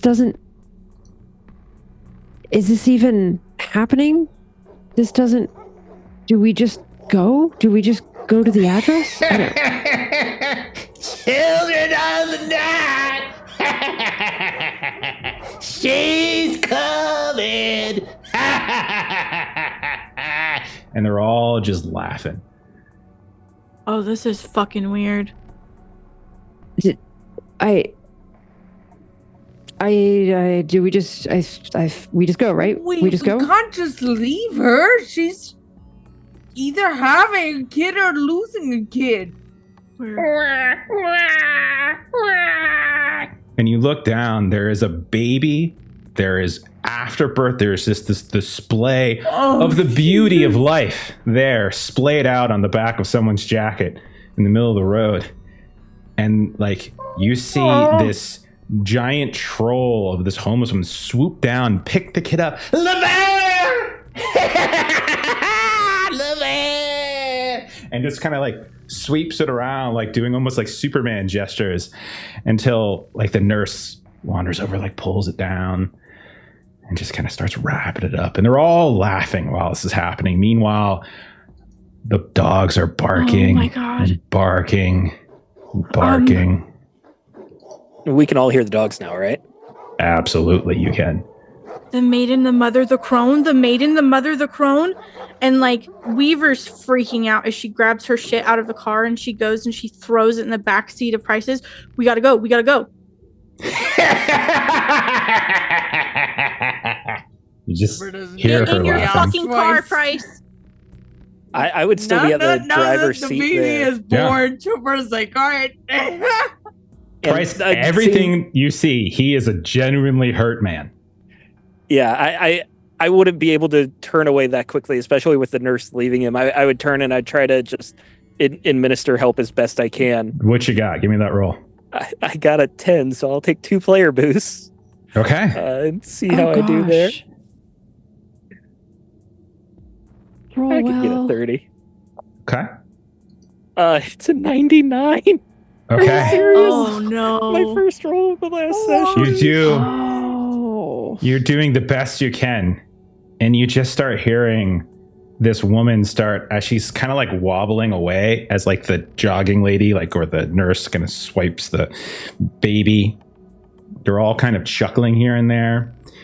And she just starts singing like, a time to live, a time to die. And you see her just starting to like push her wobbly cart like away from there. Dogs barking incessantly, baby crying incessantly. It's becoming this incredibly loud, cacophonous thing. You got somewhere to be. What do you guys do? Performing at the best first aid I can and saying that it's useless. Everyone else is yelling stuff. You don't necessarily know it's useless. It's a critical fail. I feel like fail. Vin would know that he's pretty bad at first aid too. It's a critical fail. I like to think the worst scenario would be you thinking you did something really good and you saved his life, but in fact you've sentenced him to death. Well, if that's the case, I saved his life, and it's okay for me to move on then, especially with the rest of the group yelling from the car. Okay. I did the best I could. Whatever you got, buddy. This is on you. I'm giving you your best chance. And then I turn and I start hustling towards the car. Notice I didn't say running. Okay. Cardio. What's everybody else doing?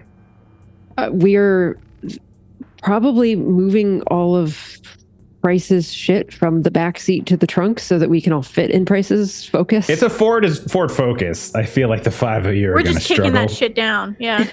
Stuff. There's also a lot of clothing in the back seat. Like he's been spending a lot of nights in his car recently. He might be living out of his car. That's what it looks like. Okay. It's been a rough go. We've done the thing where you like pull like the center of the back seat down so that you can like throw stuff into the trunk and then like put the center back up so that we can sit there. The trunk was empty. There was nothing in the trunk. So there you go. So we've all crammed into the back seat of the Focus. All right. And where are you going? To the address that we had for that you were given Quentin Thomas. Quentin Thomas. Okay. So you turn right. You go up that hill that the car came down. You hear the sounds of the dogs fade. eventually, as you continue to ascend this hill, you find your way to the address. And you see there is at the very end of the road, it's kind of like a lane that kind of veers off a bit. You see a very modest looking 2-story house. It's very hilly, wooded area, lots of trees, a couple different homes of similar size and value probably around it. And it's very quiet compared to where you just came from. It's like noticeably so. You don't see any cars out in front, but there is a garage. A little bit of ice here and there hanging from the roof and from the various branches of the trees that have scattered about.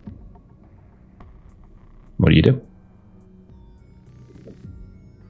Bryce opens the glove compartment again, takes out a baggie and puts it in a pocket, and then takes out the gun that was behind it and puts that in the back of his pants, and starts walking towards the house. Okay. Everybody else? I would say as we're going up the hill, Carr is kind of holding her head a bit because sort of that little bit of a change in elevation, like she hit her head and she's a little woozy, she's realizing. So she's not looking to kind of be up front as we're kind of going to this house. Okay. Inferno, anything in particular you're doing? I would have little giggles on the drive by, just because the scenario we had just seemed funny to him. Okay. It's random little giggles. Yeah, Laughter is infectious. What the fuck? Okay. Weaver or Chopra, anything in particular the two of you are doing? Your car's disgusting. Nothing particular, and Pippin's being a jerk, so I'm going to go on mute for a second. Okay, no worries. It's a rental. Don't worry about it. Who knocks on the door? I think Price. Okay. I think he's out first, yeah.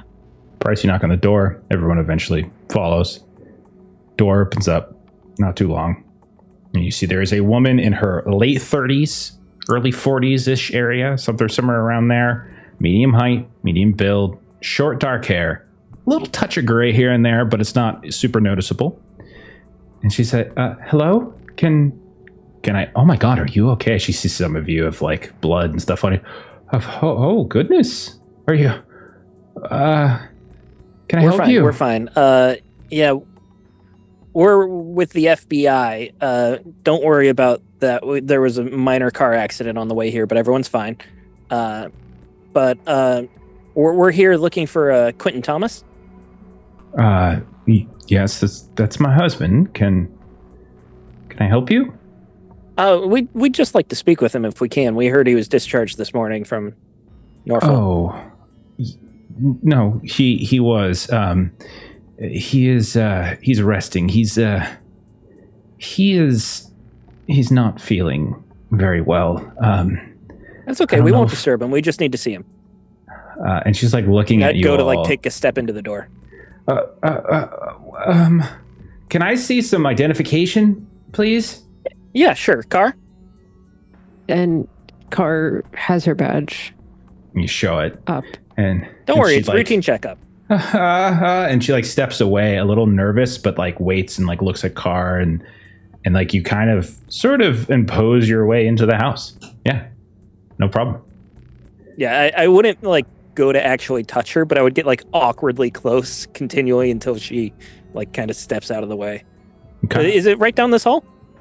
He's upstairs. Upstairs. Awesome. Thank you. Second door on the right. Have you noticed any changes in your husband before his attempt? Attempt? What was he hospitalized for? Maybe I have... some sort of respiratory illness, I think. Oh, I understand. I was in New York. I didn't know. We've kind of been... You see, like... marriages are difficult. I agree. But yeah, a respiratory illness, I think. Okay. But he's resting. He's having trouble breathing. Is that what he told you, or did you talk to anyone at the hospital? I saw him this morning, and he says that he got checked out. That he said he's got a prescription that he's going to fill out, and everything is supposed to be fine. What is? I'm sorry, but what does this have to do with the FBI? That's a little bit complicated, but we just came from the hospital and they indicated that he was there for an overdose attempt. I'm sorry, that's no, I don't think that's correct. Do either of you have medications for assistance with sleeping?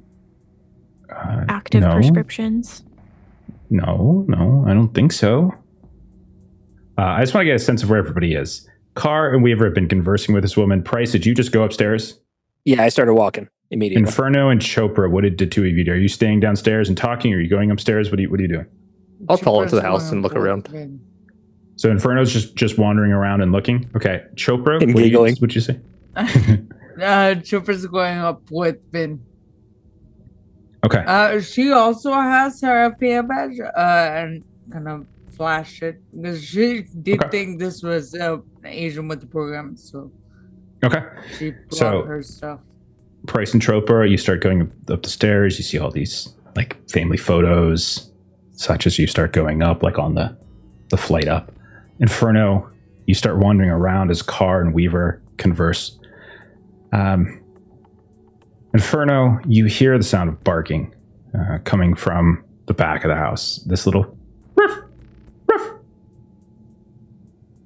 And you see, as you kind of step a few steps in, coming like from this sort of back glass door area, this small dog, like the type of dog you can kind of carry with you, just comes up to you and just starts and just like kind of leans up. Inferno, you recognize the dog. I do. You do.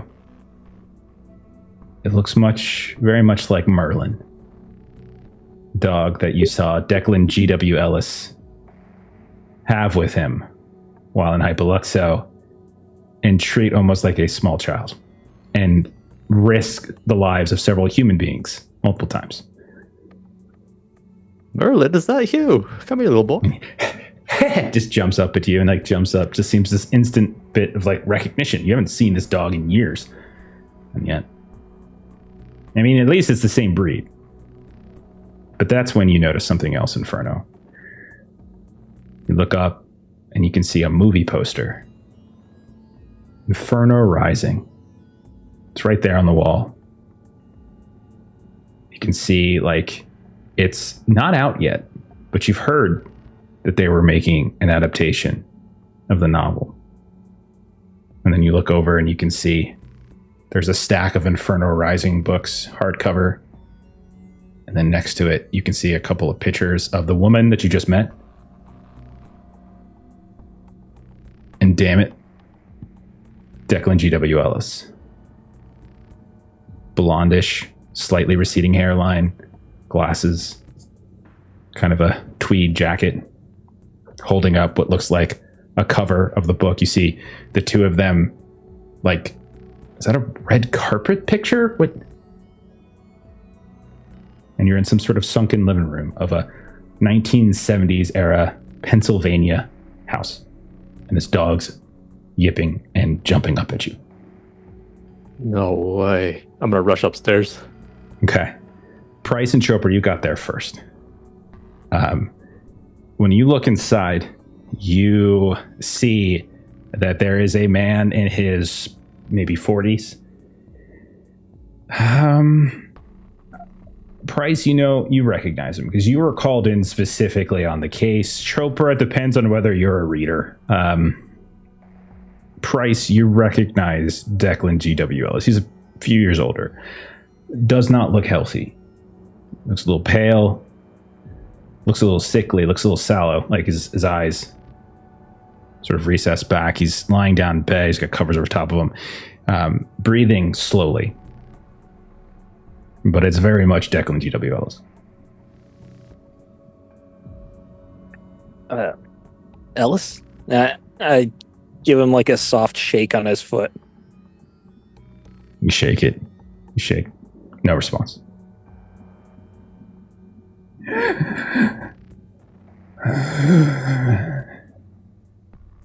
Ellis, wake up. We got to talk.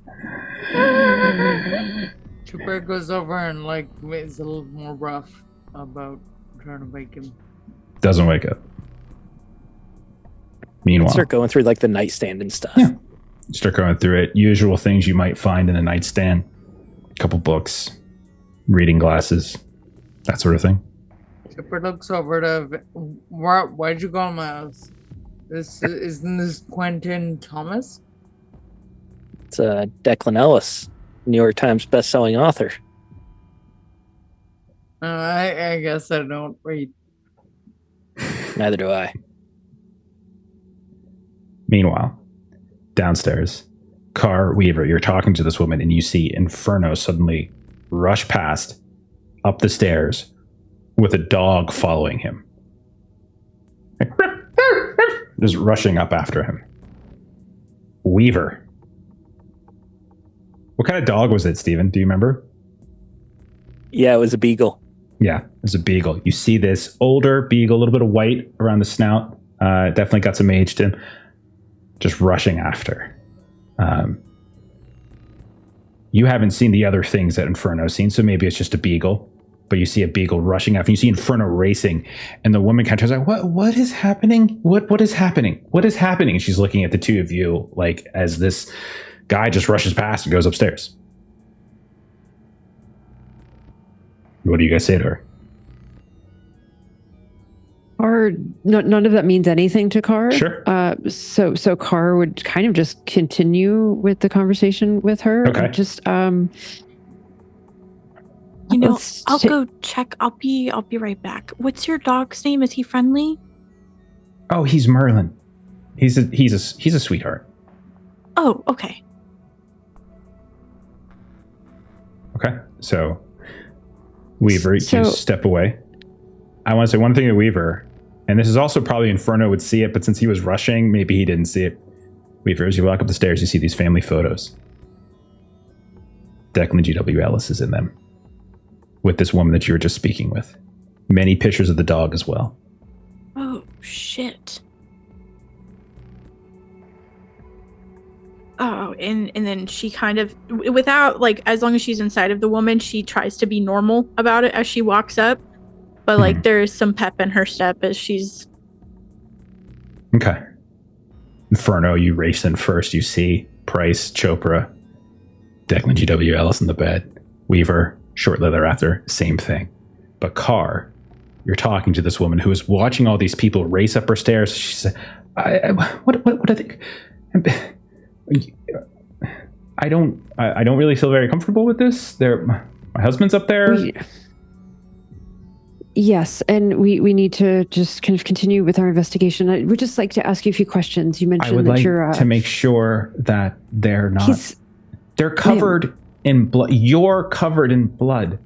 FBI doesn't show up at people's homes, especially men who just got out of the hospital for a respiratory illness, covered in blood. And she turns away from you and starts to walk up the stairs. Ma'am, and Carr will physically move herself. Ma'am, the FBI cannot guarantee when car accidents happen. Car accident just happened on our way here. We have a job to do. Roll a melee to try to get in the way of her, an unarmed. Oh.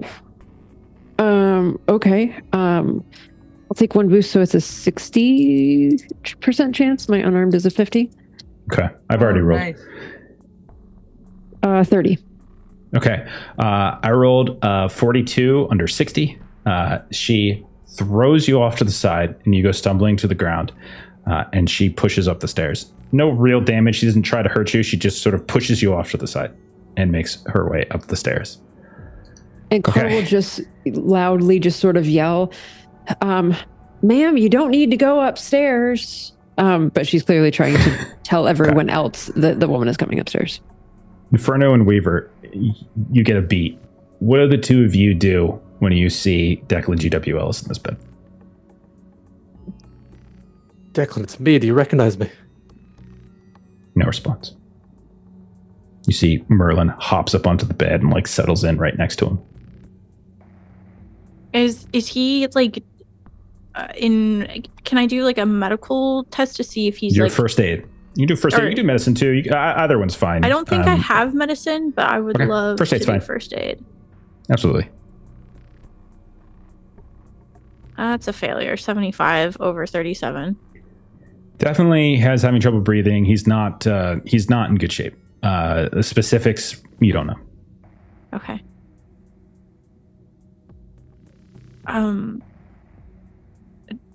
Declan, can you hear me? And she'll rest her hand on his hand. If you can, squeeze my hand. No response. Fuck.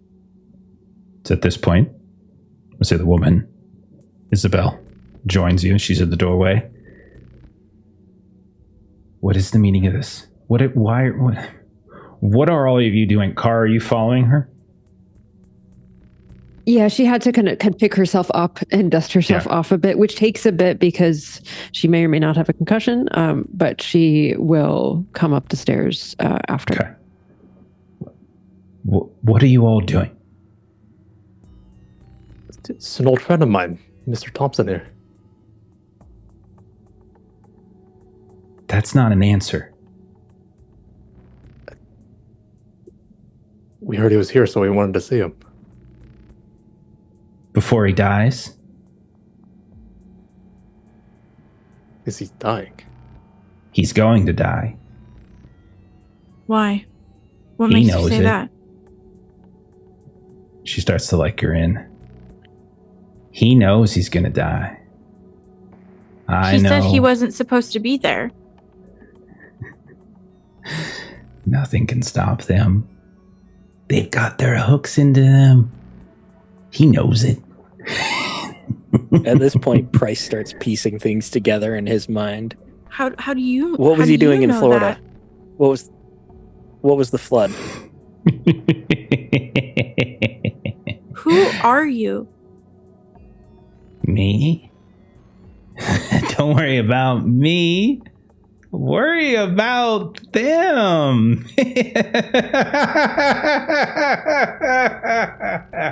And she just continues to laugh. You know who they are. And they know who you are. All of you suddenly realize, except for maybe Carr, because you're probably behind her, that Isabel Thomas's eyes, or Isabel Ellis, are green. Bright, brilliant green eyes. The same as that hag crone in the catacombs. The same as the priestess who was given the sermon.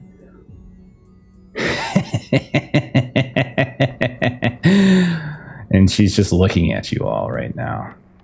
Like each and every one of you. And as she does, exclaims, "You're her from the church. You're her."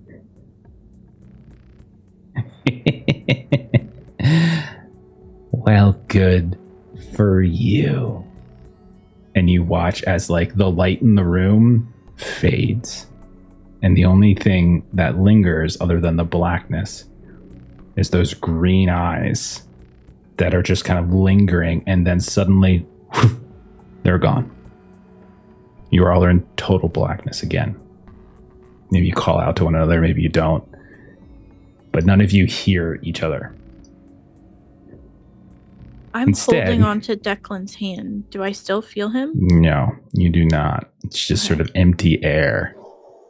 All of you kind of hear these various places in the darkness, the sounds of dogs.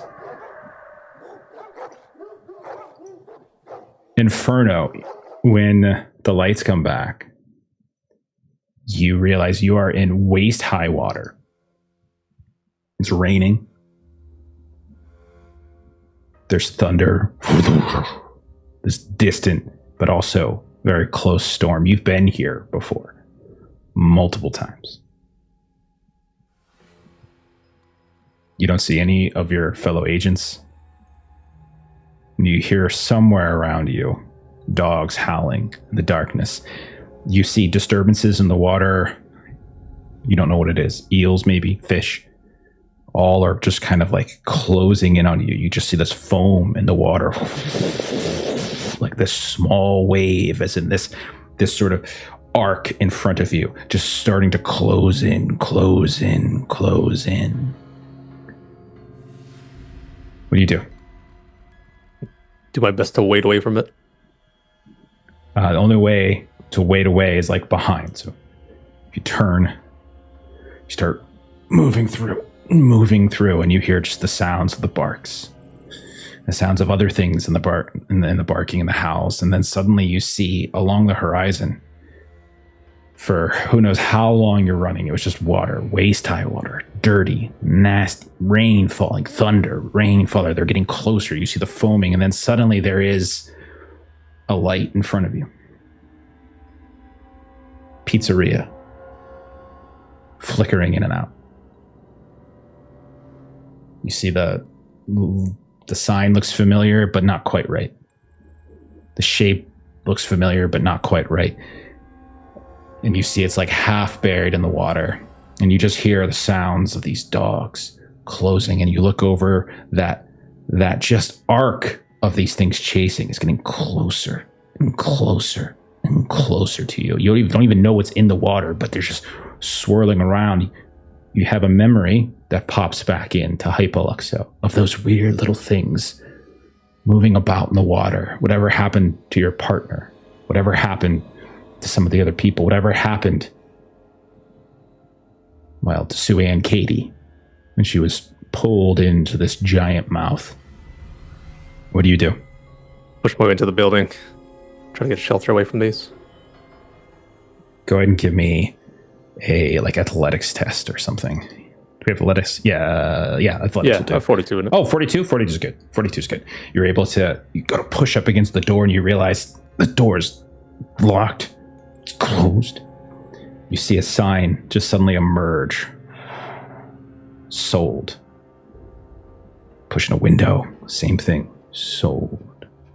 You kind of scramble up and find yourself just sort of like climbing at this point, just to get as the rush and foam of the sounds of like barking. You feel like your feet just coming out of the water as these things just reach up and try to wrap themselves around you. We cut.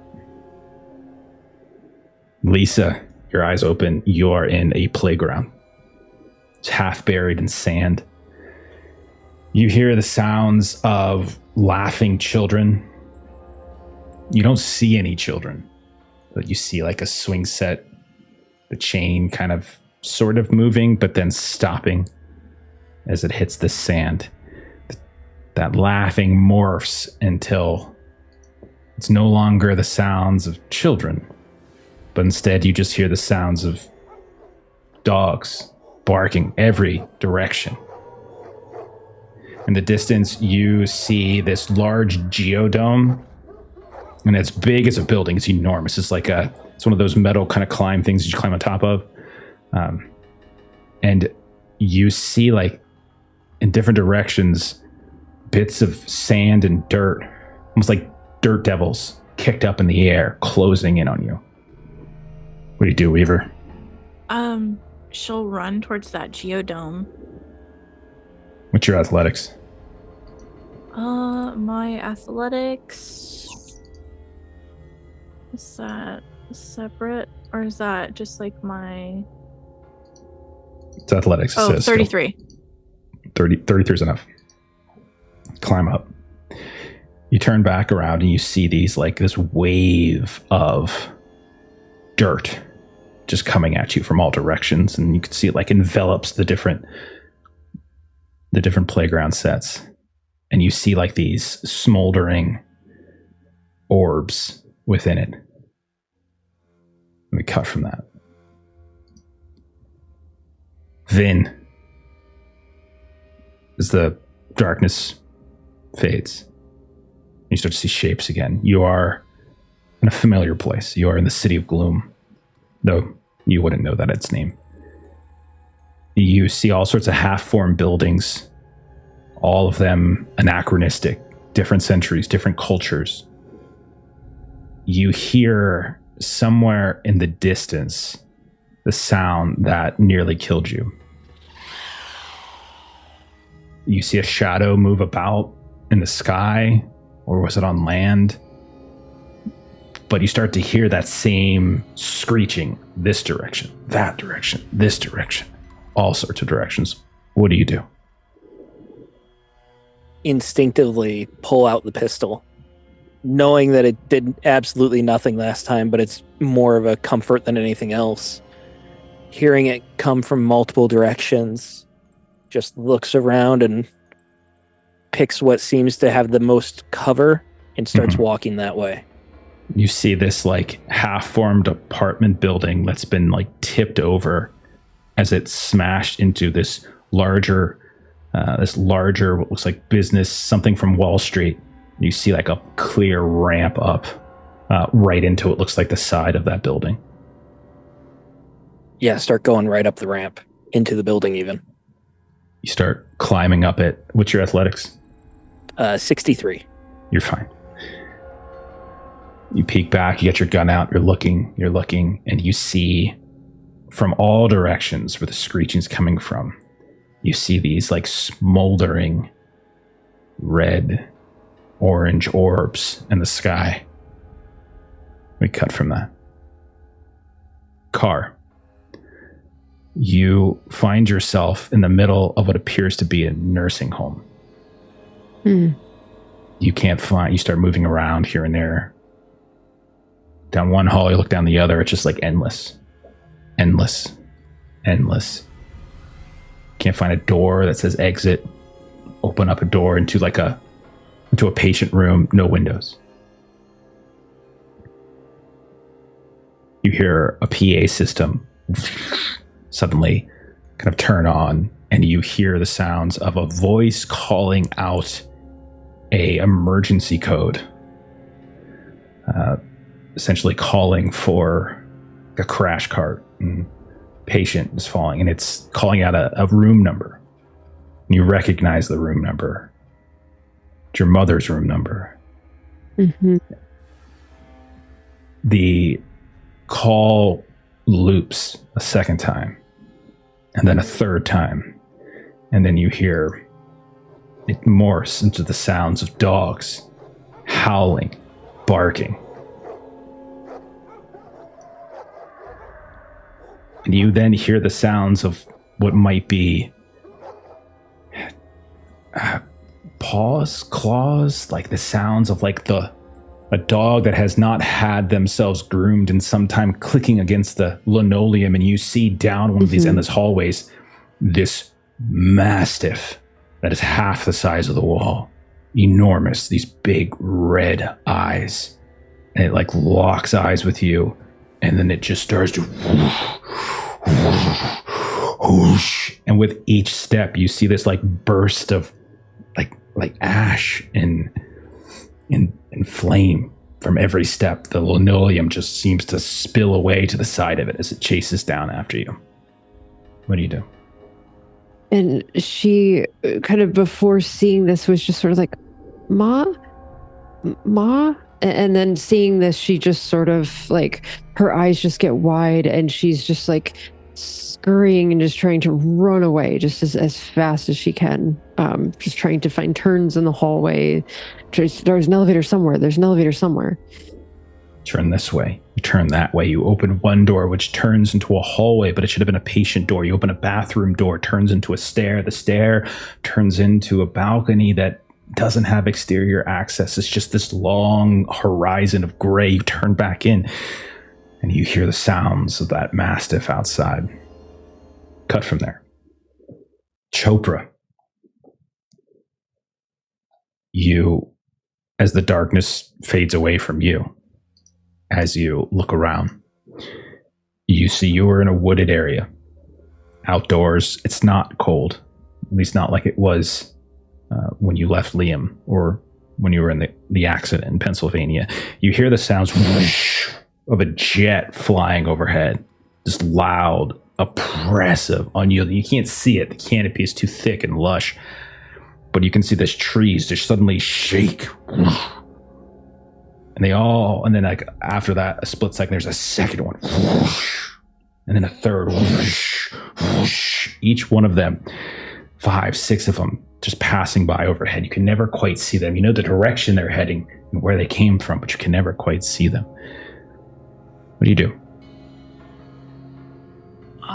Look up sort of reflexively and try to see if I can make anything out about them. What's your search?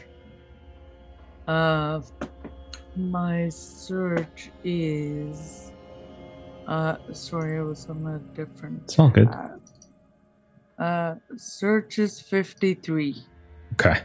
You can't see them. You can only hear them, but you can see what appears to be a mummified corpse stuck in one of the trees. Holy shit. Oh, okay. I'm gonna make my way to the corpse. Okay. And Do you start frantically feeling around for my phone and to turn on a flashlight or something. Sure. It's not too dark, though. Realize you don't really have any trouble seeing. Okay. All right, you have like a 40-something in athletics. Do you climb the tree? Yes. Yeah. Okay. If it looks like I can get to the mummy, I would like to try and climb the tree. You get up maybe 10 feet or so, and you're right next to it, and it's literally wrapped like it's the stereotypical 1940s mummy Boris Karloff kind of deal, right? And right as you get there, you hear a voice come from underneath the wrappings. Vaguely familiar voice. This ain't it. And then you hear whoosh, whoosh, as these other jets just whoosh by, shakes the tree a bit. And then you hear this as the tree just kind of uproots and you start falling down. You and the mummy just tumble. Give me an athletics check as you fall. Okay. Sorry, was that a man's voice or a woman's voice? It was a man's voice, yeah. Okay. Success 29 under 42. You manage to land and like roll. You feel like a little bit of pain from where the car accident messed your shoulder, but otherwise you're fine. When you land, you see the mummies right next to you. You can see that some of the wrappings have splayed a bit, and you hear the voice, and it's not moving. Just say, "I told you so."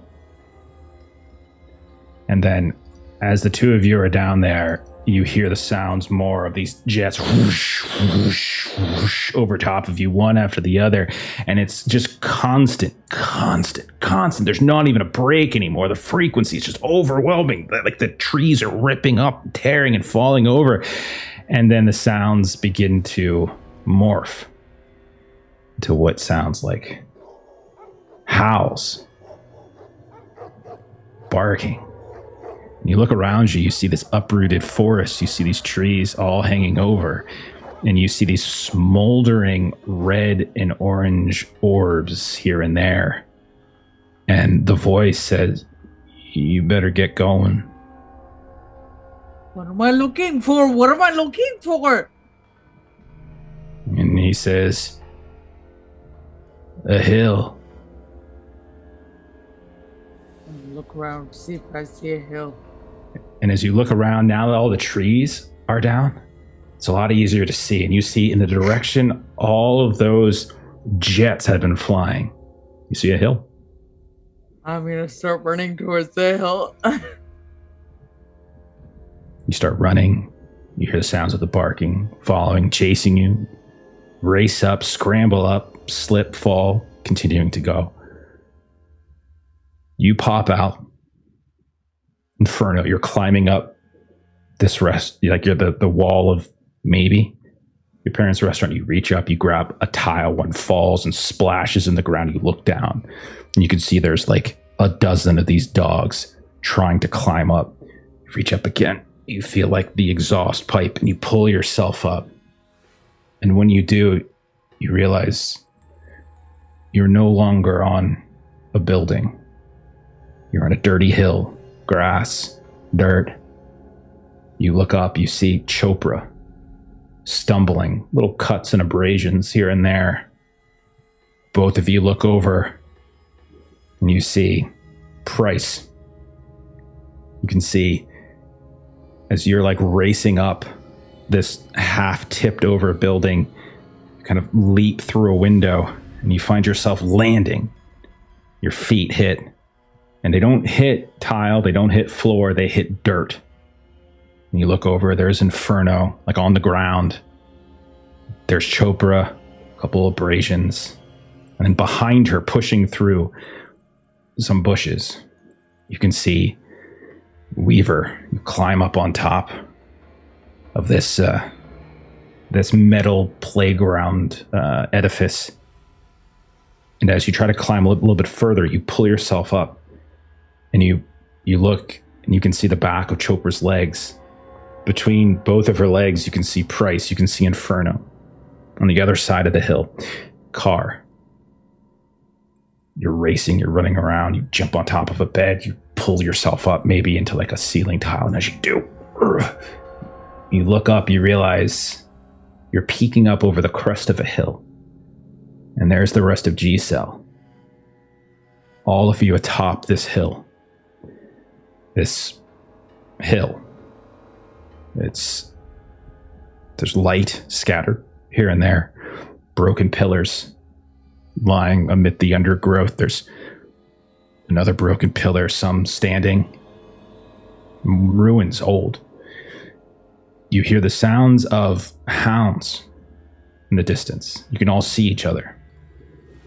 And you realize as you look around, this hill is massive, quite tall, almost more like mountainous.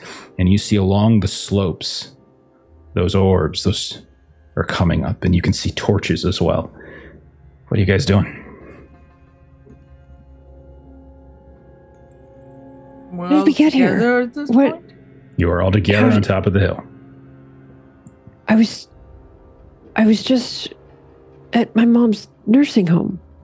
Are there any doors or is there a building up here? Or is it just a hill? Just ruins. It's a hill with old pillars, ruins. Like these are old, ancient.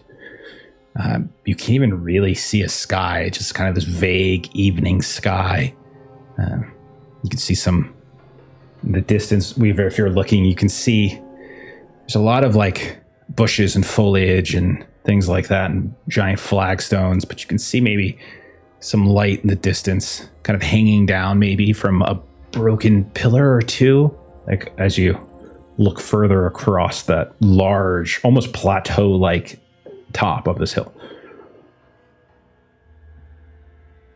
This thing's fucking with us. Fuck. Is this That even real? Are we church still thing in the... ended up being a dream. This is probably some messed up dream too. But what about those lights? Are they coming up? Are they coming up here? When you look down, you can see that there are dozens of them, all coming up from below, from climbing the slopes of this hill from all sorts of different directions. You said I saw some lights up further. Yeah, 100 yards or so, maybe further along the top of this hill. Think of the hill as like almost like a flattened plateau in Like some plateau. ways. Yeah, and you can see all these ruins and pillars and these foliage, and you can see what looks like light hanging down from high up, like as if it's attached to one of those pillars. There's light this way. And Weaver's gonna start jogging towards that location. Okay. All right, let's go. Everybody Carr else? follows. I'll follow him. Okay. Yeah, I'll follow too. Okay. What is this place? Is this like a historical location we can recognize? Do you have history? I have 40 in history. You can't place, you can't get a sense in the name of this place, but one of the things you can tell is that the pillars and the ruins are very much Greek in origin. These are fucking like Greek. I think you have the best history of any of us. I don't. Wasn't one of the We're being Dogs. chased by hellhounds, and at that point, Weaver's gonna start like running faster. Okay. A Dogs. few of those Dogs goddesses everywhere. in the church were Greek, weren't they? Yeah, the Gorgons and such. And Carr's just getting agitated at the like, we were in a house and then we weren't in a house and nursing home, and obviously her mom's code being called at the nursing home. And she's just running as fast as she can. So I've heard Inferno, Carr, Weaver are racing. Price and Chopra. You two doing? Bryce was heading towards the ruin. I don't think he'd break out into a sprint, though. Okay. Okay. So we'll say like probably Inferno, Carr, and Weaver maybe get there first, Chopra, and then Price, kind of in that vague order. Okay. You push through some foliage, some bushes. It's very thick. Some mossy flagstones, that sort of thing. You have to go around some tipped over and broken pillars. Eventually, though, you emerge into a clearing. And it's mostly cleared, I should say. And in the center of that clearing, Weaver, you basically see the source of the light that you were talking about. Inferno, Carr, you see this small circle of pillars, and it's all ringing around what appears to be a black altar. It's made of stone. It's about 6 feet long or so, maybe 3 feet high. And the braziers are burning, and they're hanging from chains that are suspended from this stone crosspiece that is connecting a few of these pillars. And Inferno and Weaver, and now Carr, you recognize that there is a body laying on top of that altar. And it is the body of Declan G.W. Ellis, or Quentin Thomas, dressed exactly like he was in bed. Price, Chopra, you come through shortly after, and you see the same thing. Declan, you have to get up. You call out to him. Doesn't seem to be any response. Are these braziers and cross in like arm's reach? They're above you, and they're hanging from a cross beam, basically, the pillars. So you could climb up, possibly. What are you looking to do with them? I was wondering if they're like part of the altar or whatever he's laying on. No, it's more like, think of them like they're hanging down from chains in like these big, like I should say, like they're like black metal, and they're hanging down, and they're like they're just like over top of him, over top of the altar itself, and it kind of gives the whole clearing kind of this orange glow. Does it appear to be more like a ritual or funeral, more like funeral rites? I don't really know how to answer that question. What's your search? 40. Okay, I will tell you that you do see on the altar next to Declan, there is a curved silver dagger that has a black onyx handle.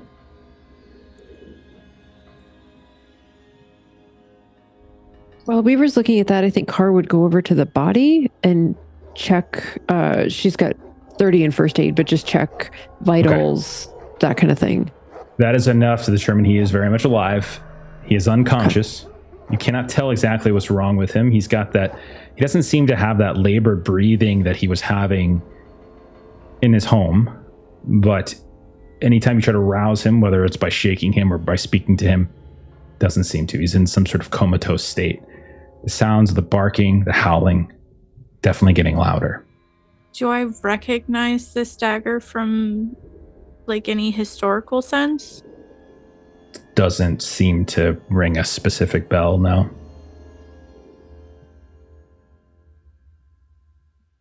Price or Chopra, Anything? He's not dead. He's still alive.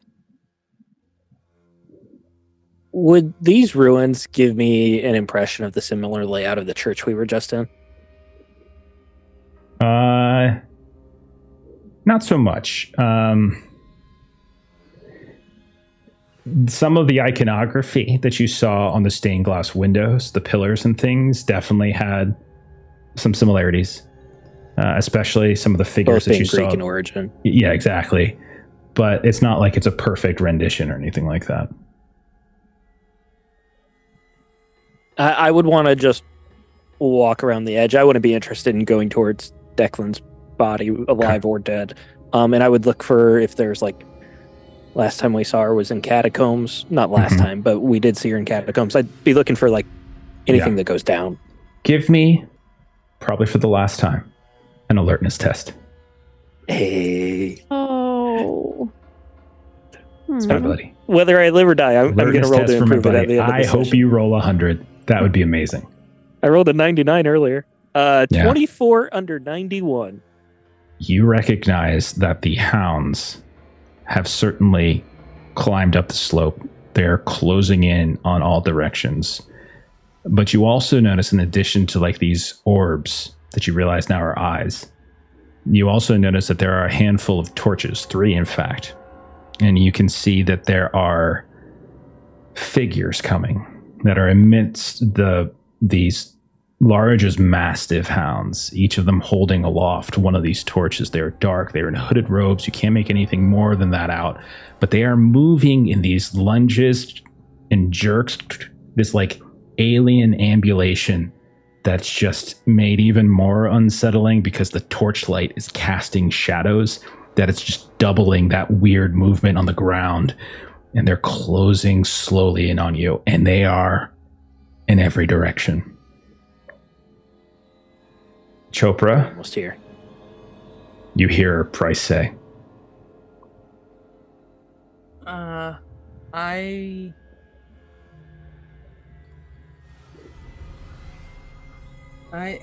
you know what? I don't really have anything particularly Okay. I've already Okay. asked, so happy to choose to pass for now, and just kind of move close to his body and just kind of okay, take it in. you okay? Price, you hear a voice, but it sounds instead more like 3 voices coming out from those figures.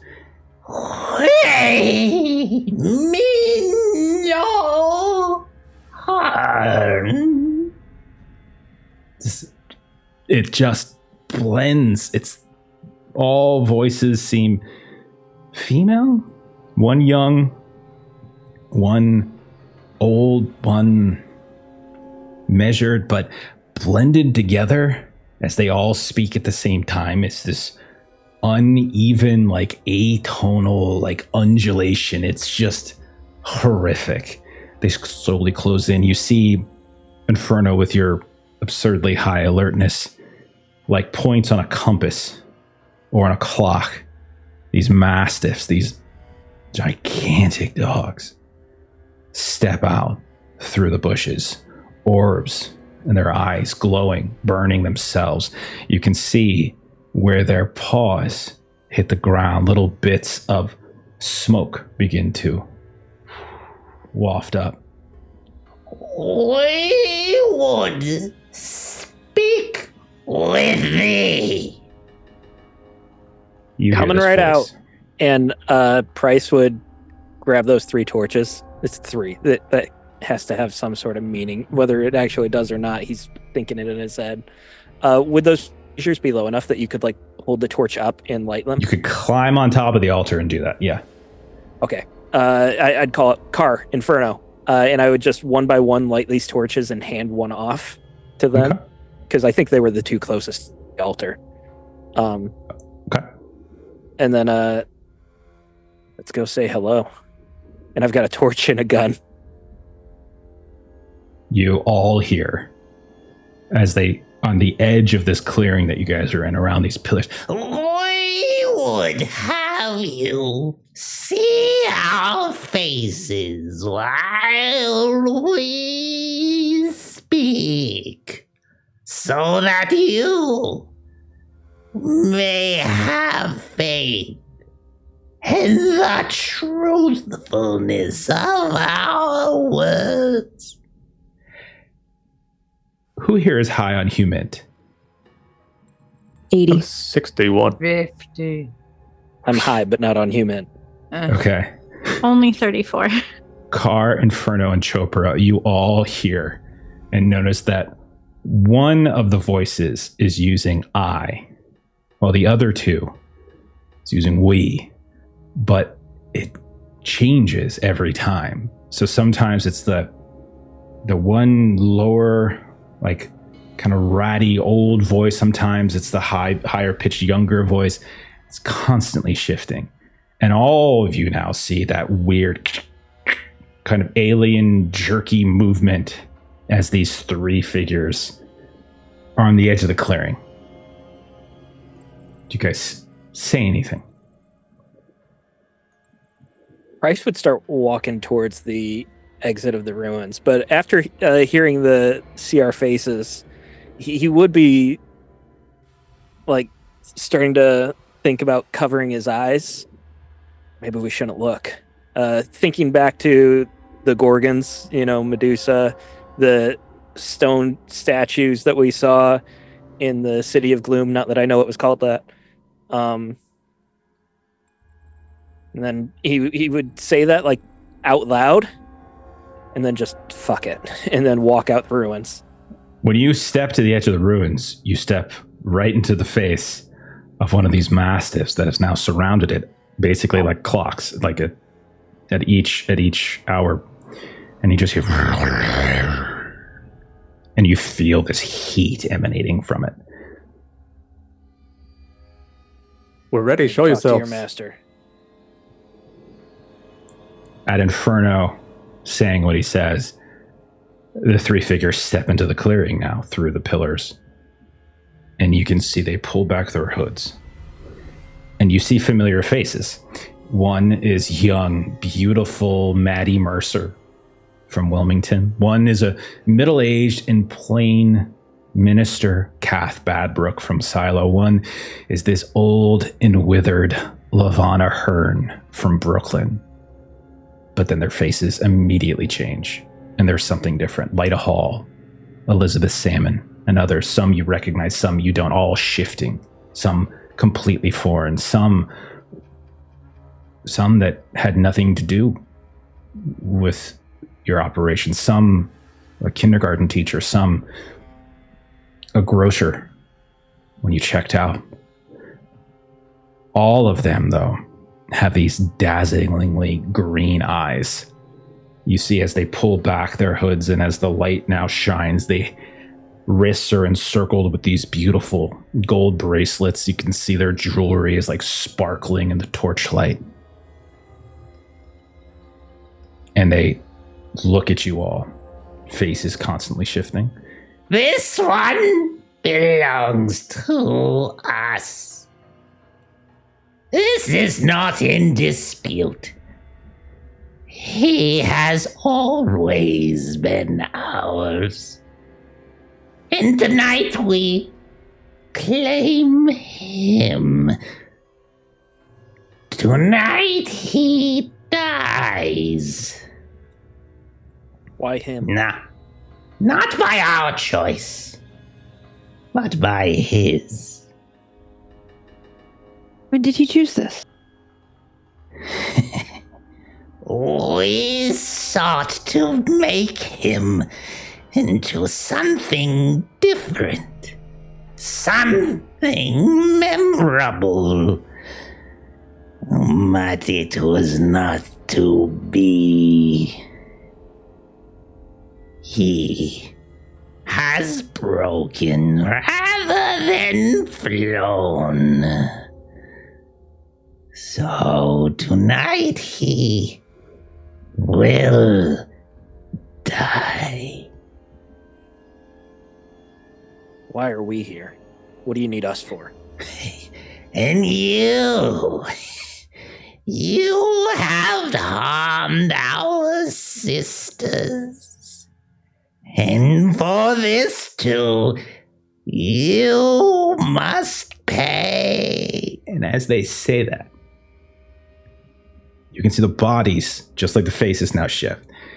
One of them, Inferno, into this massive 8-foot tall, bloated woman that you see just kind of burns and explodes in front of you before being reformed into the shape of Maddie Mercer, which then suddenly becomes very charred, the skin falling off.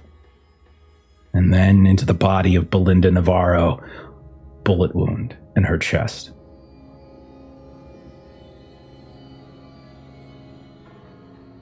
But we are merciful. Freely give us our payment. And one of them holds out their hand, which also shifts. Slay him with the knife, and your debt is paid.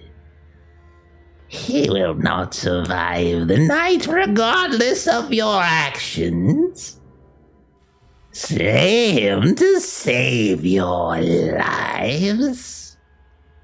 Or let him die and face the consequences yourselves. And one holds up a finger. And those consequences will make his death, Ryder's death, and all those others look like child's play. We will hound. And you hear the sounds of howls. You and yours until you beg us to rip your souls from you.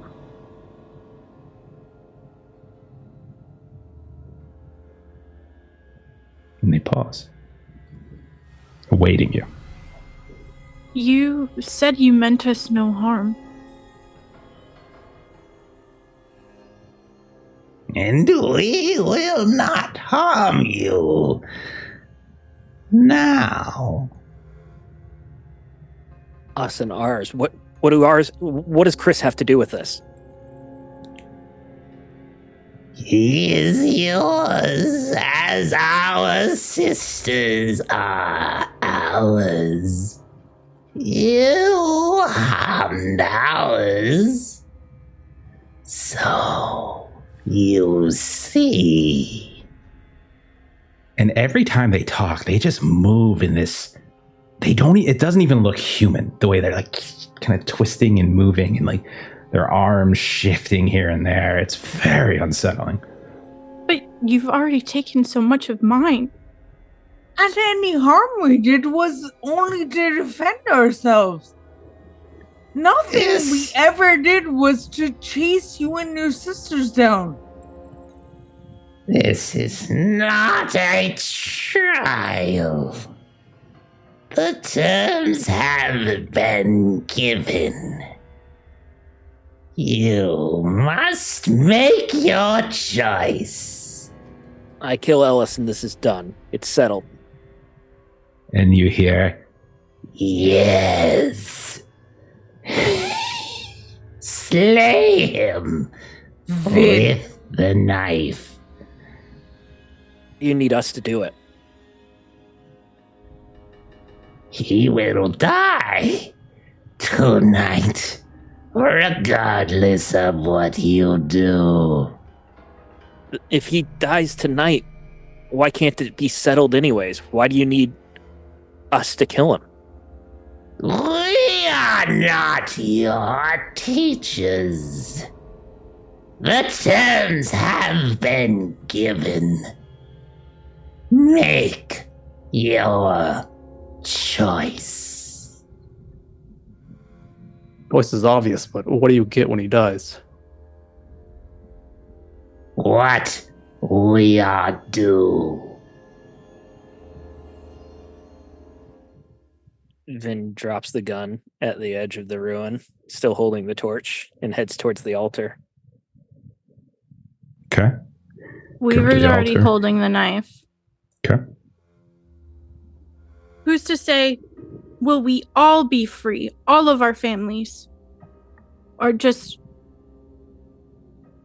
what's your full contract? Slay him with the knife, and your debt is paid.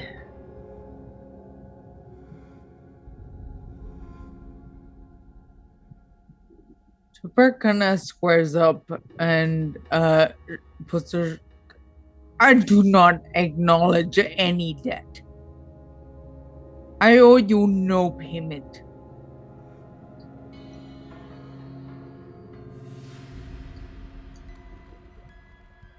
Sorry, I'm just moving people around.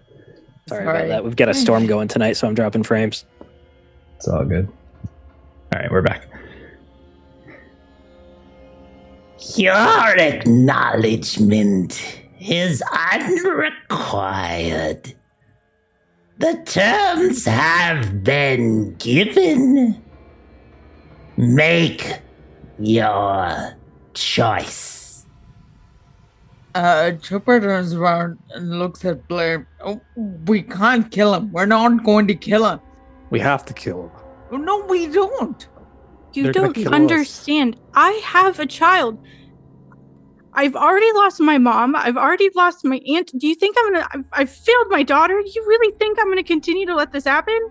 Bryce would gently put his hand out over Weaver's hand with the knife and say, I understand.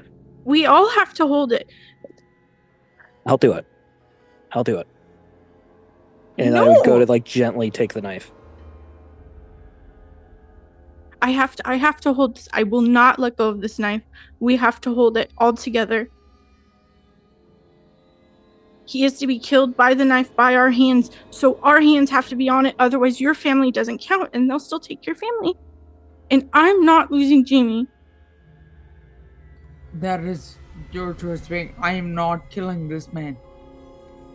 I have attempted to kill a man before because I thought my daughter is in danger, and this is not going to stop me now. Do what you must. And Chopper's turned away. It's clear she can't be talked into this. Carr? Inferno? Carr is looking to Inferno first. I'll grab Weaver's hand. Ask the crones or the hags, can Declan speak at all? No longer. Then it's my chance to say goodbye to him. Last I saw him in Brooklyn. They say this is what he wants. He has made his choice. You must make yours.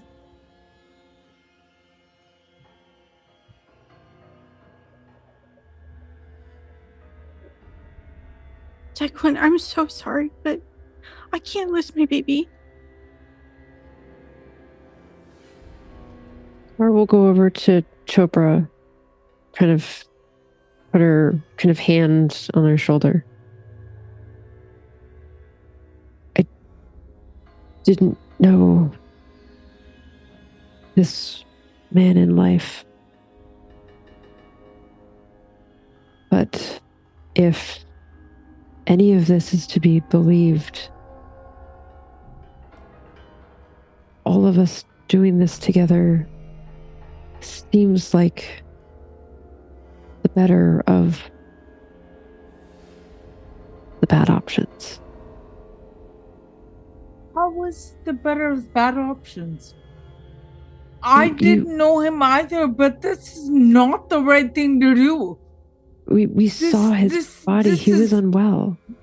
He was unwell. Maybe This is this will his free choice to him. make. If he's going to die tonight, let him die tonight.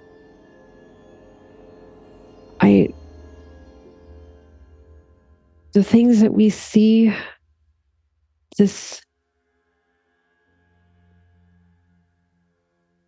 we're not in a place to bargain. I wish we were. But I'm gonna go join them. I think if we all go join them. I think if we all do this together, I think it's the right thing. My life has been forfeit to the program since I joined it, and that's fine. If this is the thing that kills me, then this is the thing that kills me. Not have anyone you want to protect? No.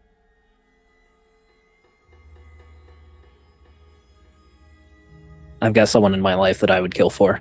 Okay, so hold the knife. Who's stopping you? And she's going to ask the goddesses, like, do you need all of us to hold the knife? Each makes their choice. All right. If they will not be held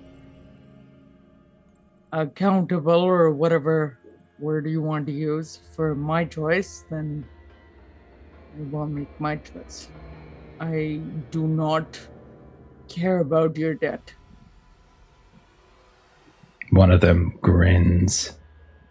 Then we will become well acquainted. You hear the dogs like start to sniff and howl a bit. Carr will kind of come around in front of Chopra. I do hope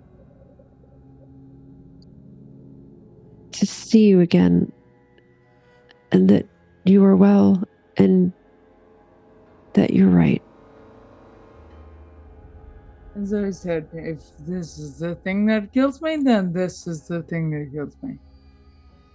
We And were Carr- all always going to die because of the program. That was never not going to happen. You will not die. We do not wish to harm you. If you do not wish to slay him, such is your choice. So you will live with it. So you will suffer for it. And when the last of your breaths leaves you, so shall you die by it. And others. And you hear like the dogs kind of howl and sniff and bark. Carr kind of steps away from being in front of Chopra and just kind of puts her hand on her shoulder as she kind of walks. Chopra does put a hand on Carr's hand to let her know there's no hard feelings. And Carr is kind of past you a little bit, but she sort of nods. And then she kind of walks over to the other three and finds an angle where she can also sort of put her hand on the pile of hands on the knife. So what do the four of you do? We plunge that shit. Down Don't it be goes. so eager, Long. This is my character. Into the chest of Declan G.W. Ellis. I'm so sorry. I'm so sorry. I'm so sorry. As the four of you hold it there, you see Declan's face flicker. Inferno. You see the face of Tony, which flickers back to Declan. Price, you see that of Chris, which flickers back. Carr, you see your mother. Weaver, you see Cody, you see Jamie. You hear, Alice is to someone as those faces are to you. You have brought them sorrow. We shall see you again when the last of your breath leaves your lips. and Chopra, you watch as the four of them blink out. And to you, they say, We will see you much sooner. and then everything goes black, and you just see their eyes. The five of you wake up, or come to consciousness, or just become aware of a new place, as you are once more in the bedroom of Declan G.W. Ellis, also known as Quentin Thomas. And when you look out at his body, you realize he is very much dead, and you see sticking out of his chest is a silver dagger with a black onyx handle. You see a large welt of red. All five of you, including Chopra, are there. You all hear the sounds of sirens suddenly. Isabel is nowhere to be found. Merlin is next to Declan, and you can see as he seems to have sensed his owner's death. Chopra, you feel your phone buzz. Hey, you answered. All right, put it. You see a message from your local hospital saying that Liam Wilson was in an accident and you're in his emergency contact. We fade out of that scene.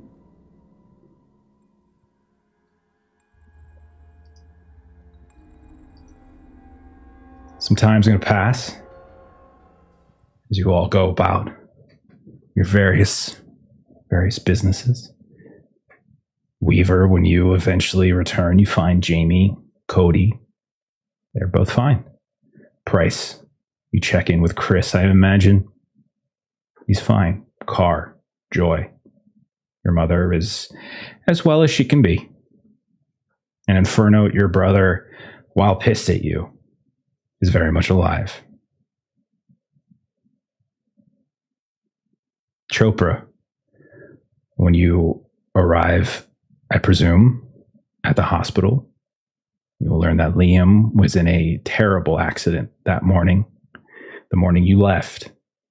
He apparently was driving angrily and erratically, and they don't think he's going to wake. They're not sure. He is in an interstitial state, they call it. Some function, but some not. And as you sit there getting this news from the doctor, you look up at her, and she has bright green eyes. Now I'm going to turn it over to you all for epilogues. Okay. Oh my I will start. Who wants to go first? Who's ready and raring? I've got an idea. All right, Price. Lead us off, Stephen. All right. So when we look at Vin's epilogue, we open on a spring day. It's clear, not rainy. The snow is finally melted. But Vin is in this shot, but it's a portrait on an easel. And we are at his funeral. Apparently, he has died in rather suspect circumstances. It does not appear that it was murder or anything like that. He was in a car accident, but the cause could not be determined. His car fell off a bridge somehow. We see very few people there, mostly colleagues, coworkers. We do see Edie, his ex-partner in the CIA. Chris is there as well.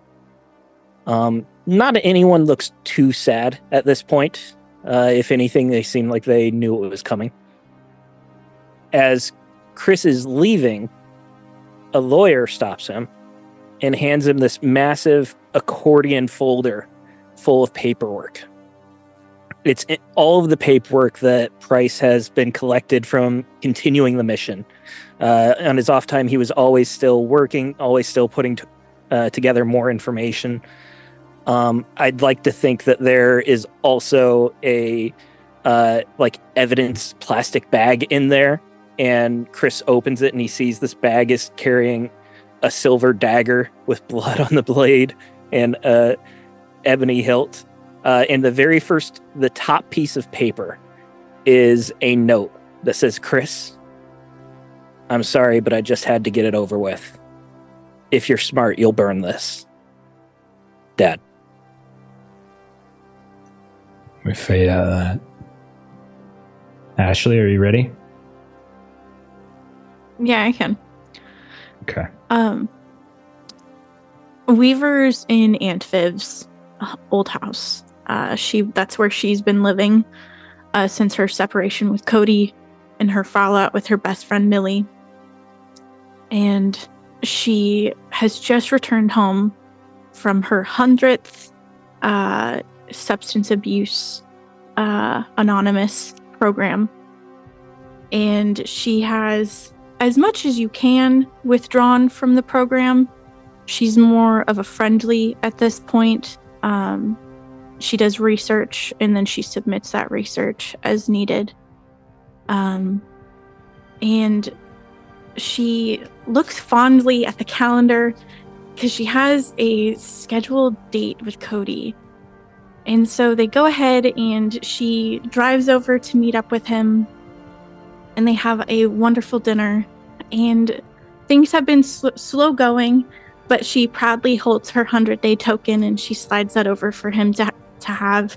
And he has a collection of all of her tokens at home in a drawer on the counter. Because this was a requirement for them to be able to start to reconcile. And after their date, she,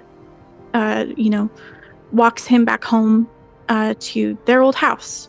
She still doesn't quite feel welcome there yet. She doesn't want to make Jamie feel uncomfortable, but she's trying to show that she's changing and that she's moving into the correct direction. She wants to be the good mom that she loved her mom, but she felt like that's not how she wanted to be loved. And, she recognized that she thought she was a good mom to Jamie, but that wasn't how Jamie needed to be loved either. And so she's trying to be that person. And she sees Jamie kind of looking at them through the window, and she kind of grins at her real quick before she turns back to Cody, and he leans down and surprises her with a kiss. And as they pull apart from each other, Jamie's at the door, and she just smiles and she says, "Welcome home, Mom." Melissa, are you ready? We fade out of there. Yeah, so we'll see Andy Dunham. She is in her FBI office. She's kind of in her office. Things are neat and kind of put together a bit. And seems like a satisfied look on her face. She's kind of cleaned up her inbox. Everything is kind of done and taken care of. And she kind of, on her way out, kind of stops by Mara's office. And she lets you know everything's wrapped up, reports, ready to go. And Mara looks a little bit sort of surprised. Mara's kind of like, good to see you, focusing on your work again, doing the job you're paid to do. And so you see Annie's kind of like looking a bit pleased with herself, and it's a little early in the day when she leaves, and she kind of heads over to visit her mother. And so she's been moved, onto the third floor. Now she's been kind of settled in there for a bit. And she goes in, as she does, kind of says hello to the nurses, kind of at the end of the hall, and kind of walks in. She's got a small, bouquet of flowers to, kind of bring into her mom. And when she walks in, knocks on the door, kind of big smile on her face and says, "Hey, Ma." And her mom just kind of turns around and looks at her, very confused, and she says, "Who are you?"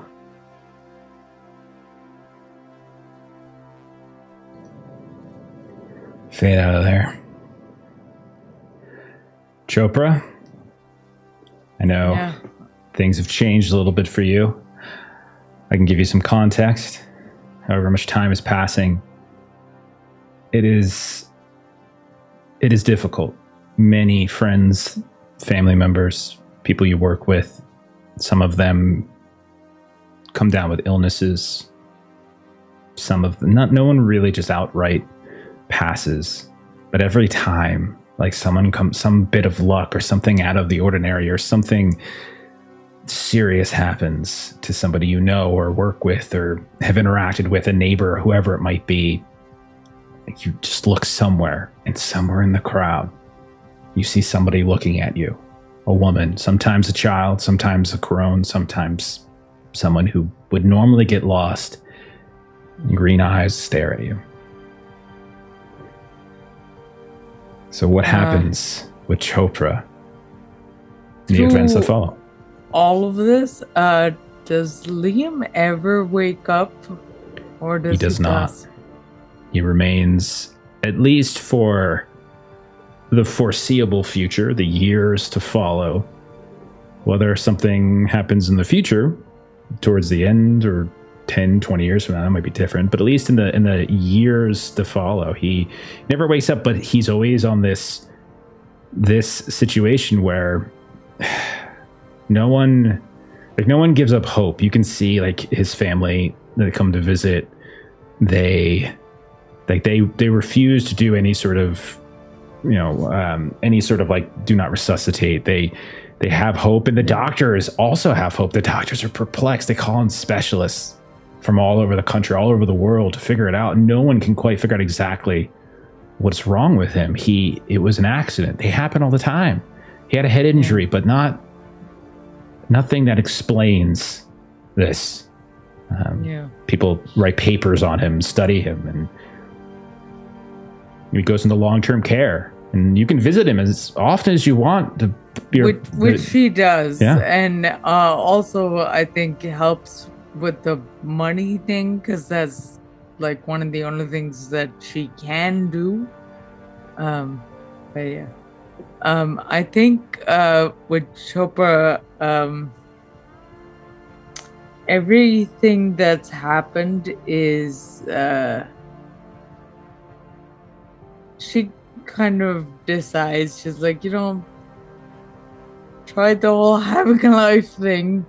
I ruined one marriage. I fucking my other thing that I was trying to like build a future with, that got destroyed, and now I'm killing everybody else because I might as well go really hard into the fucking program because I've tried this having a life thing. It does not work.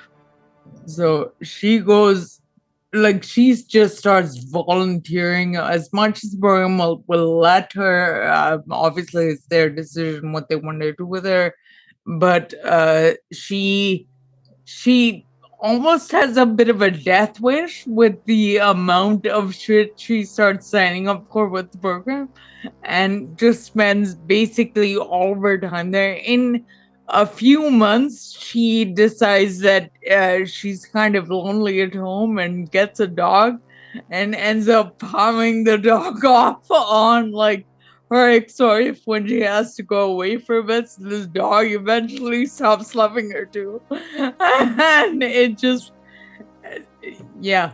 And so I think, well, you and I have kind of talked about her like going maybe into the the final scene for Chopra that we kind of end on a year, 2 years later. It might be. Maybe there's like some gray that might be showing as like the stress. Yeah. But it's not, we don't see her at first. We just see a nondescript conference room. Something that you all sat in for Kingman. We see all these 20-somethings and early 30 people gathered around, like in shaking hands, looking at tough folks, ex-military, CIA. We can see a scientist or two, but we don't see Chopra until the door opens. We see her walk in carrying this valise, this leather valise, hair maybe a little bit grayer than it used to, maybe a little tireder than she maybe looked before. And you've got... She's still wearing that signature ratty band t-shirt. Today it's Lou Reed. And she got these torn jeans and these scuffed up Doc Martens. And she walks in with a grim look on her face, like, agents. They all look up and they nod. And she moves to the front of the table. Open up the valise and start handing out packets. We fade out of there. We come to the only original surviving agent who is probably a little batshit crazy at this point, but he's alive. Long, what's it look like for Inferno? Yeah, Inferno's pretty kooky. He's got delusions, catatonia. He doesn't really see that. When he looks in the mirror, he still sees his younger self, his face unscarred, still has his full lock of hair. But he doesn't know that. It's full of scars, burns, until his family points it out. That's when they try to get him help, send him to therapy, cure his phobias as best they can. And that helps a little bit to where he can get a job as a firefighter. He craves that feeling, the Inferno feeling. So he spends years as a firefighter, trying to prove his worth, protect his family. But in those years, there's still a lingering feeling. Something's pulling him, eating at him. This dice. He just wants to know what it is, but it doesn't make any sense, though. So he's working on that. So, do you think Inferno has like his own green box? Yes, a collection. He's building one up. So we open up, we see a green box. We see a very familiar storage unit. We see weapons, we see files, we see various devices, we see a small table workshop, and we see Inferno sitting, got a light hanging down, and he's looking at something. And you've been given, you're looking at this green dodecahedron. This way, that the angles never added up, the math never added up. Eventually, maybe you shared it with a few different people that you had connections to, maybe back at the DAA, maybe others that you just sort of enlisted help, and you try this, you try that, you do like computer scanning. One day, year later, 2 years later, 5 years later, we don't know. There he is inside the warehouse. He's looking at it. And as you're like taking some kind of electrical node and tapping to it, we're watching him, and then suddenly he's gone. And you see the dodecahedron just sort of like rocking there on the desk. We kind of fade for a moment. This is where the credits would roll. And then after the credits roll, we come back up again, and we see Inferno. You are standing inside of a room. It's about 20 by 30 feet. You see these jagged, strange metal walls that kind of climb up all around you, kind of enclosing at the top. There's light here, but you're not exactly sure of its origin. You don't see a clear lamp or a clear lantern or torch or anything. It just seems to shine down from above like some distant, diffused sun. But it's all sorts of strange angles, like light through a prism. And when you look around, you can see that the space is utterly filthy. And there's an odor to it. When you look, you can see it's littered with human bones, old straw, and all sorts of discarded clothing. Some of those bones looks as though the flesh has been recently stripped from them. And then you can see a little further, there are these 2 pails, metal pails, old,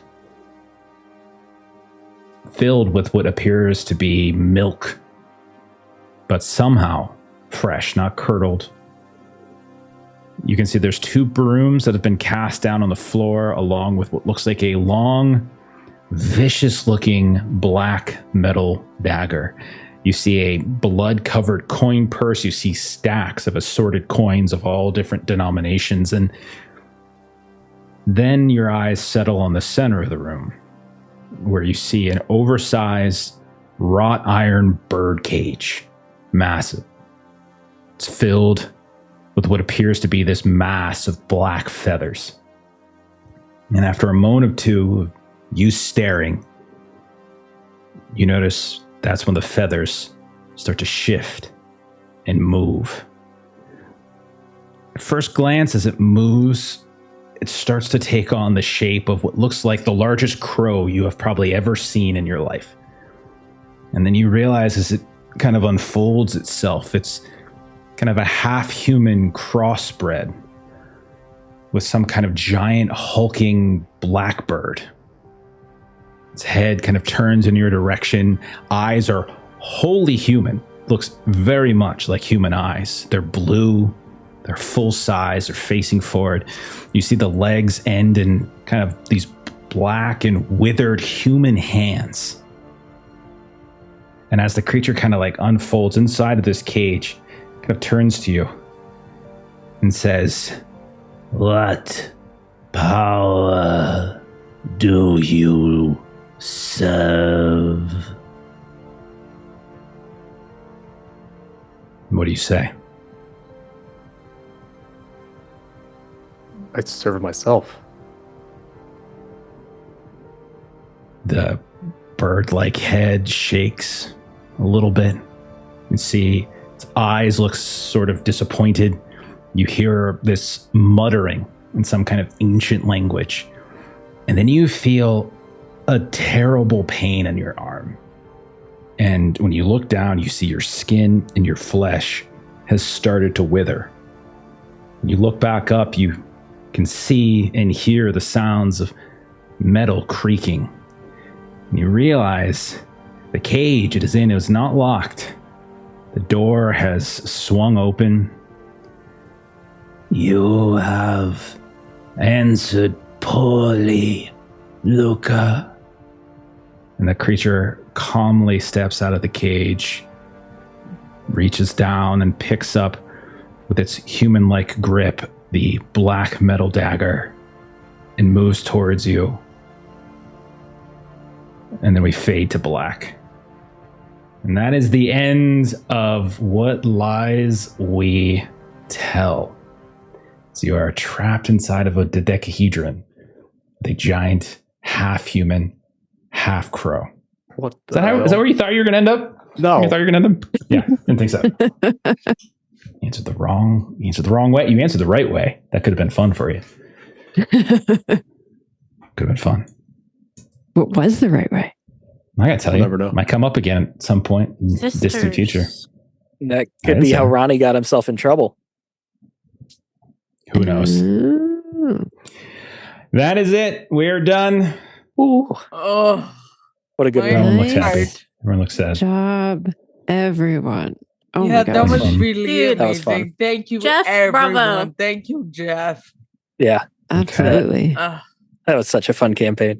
Holy crap, that was so good. I'm like not being as vervy as I normally would because I'm like so overwhelmed with sorrow. I know. It's that Well. end of like saying goodbye to the characters. What's really fascinating Sadness. is that green dodecahedron has been in the game since Hypoluxo.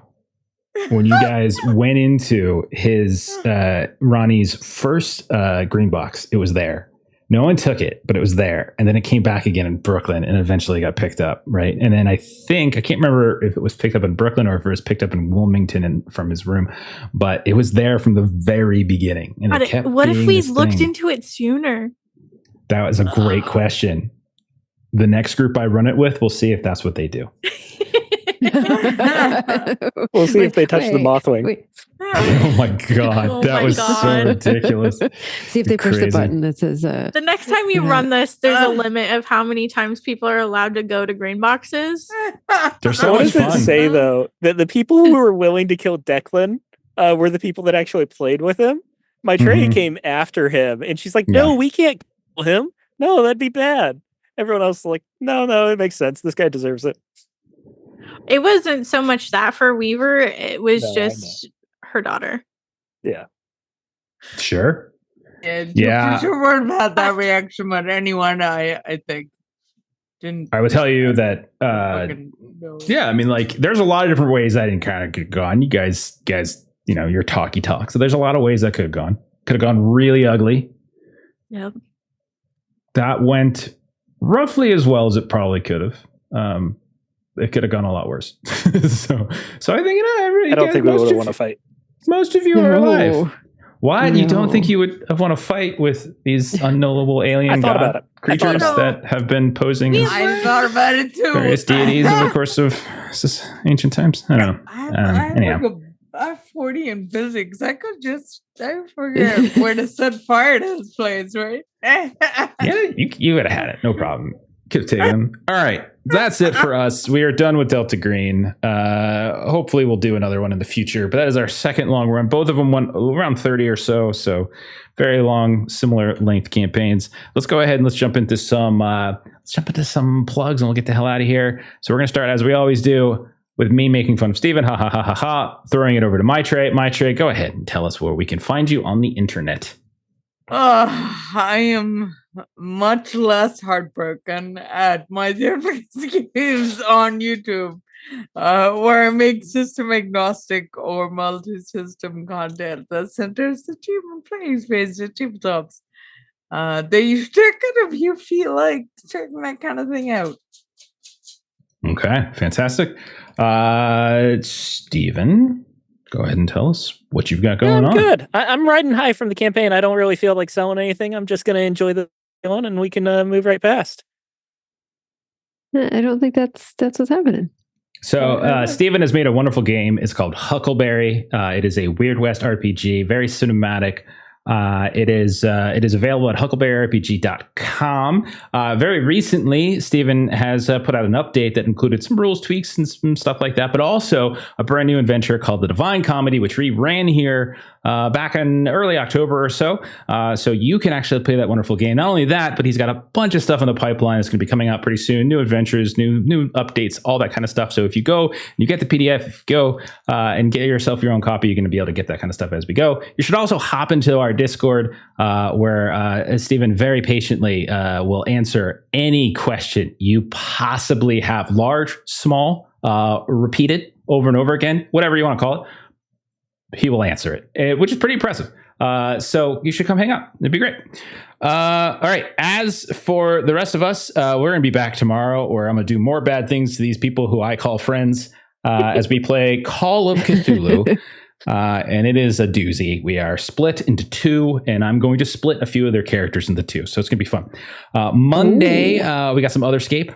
So it's our Mythos Cyberpunk game. I think we're going to be starting up a new job. So doing a little bit of downtime, then doing some job stuff.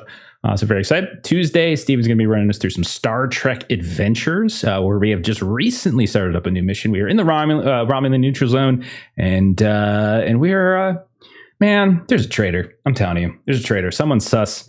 Next Thursday, nothing for us, obviously, because it's for the U.S. It is Turkey Day. Next Friday, not sure. No Dragon Bane next week for sure. Whether we do something else just for funsies, maybe.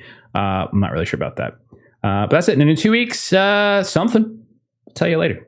Other than that, we're going to get on out of here. Thanks for hanging out. Thanks for watching this later. If you've watched the whole campaign, if you listened to the whole campaign, thank you so much. We really do appreciate it. I hope you enjoyed it. We are going to raid, let's do some slices and dices. Looks like they're playing through some Ravenloft. So Give the raid a follow. Give Slices and Dice a follow. Have a great rest of your night. We'll see y'all later.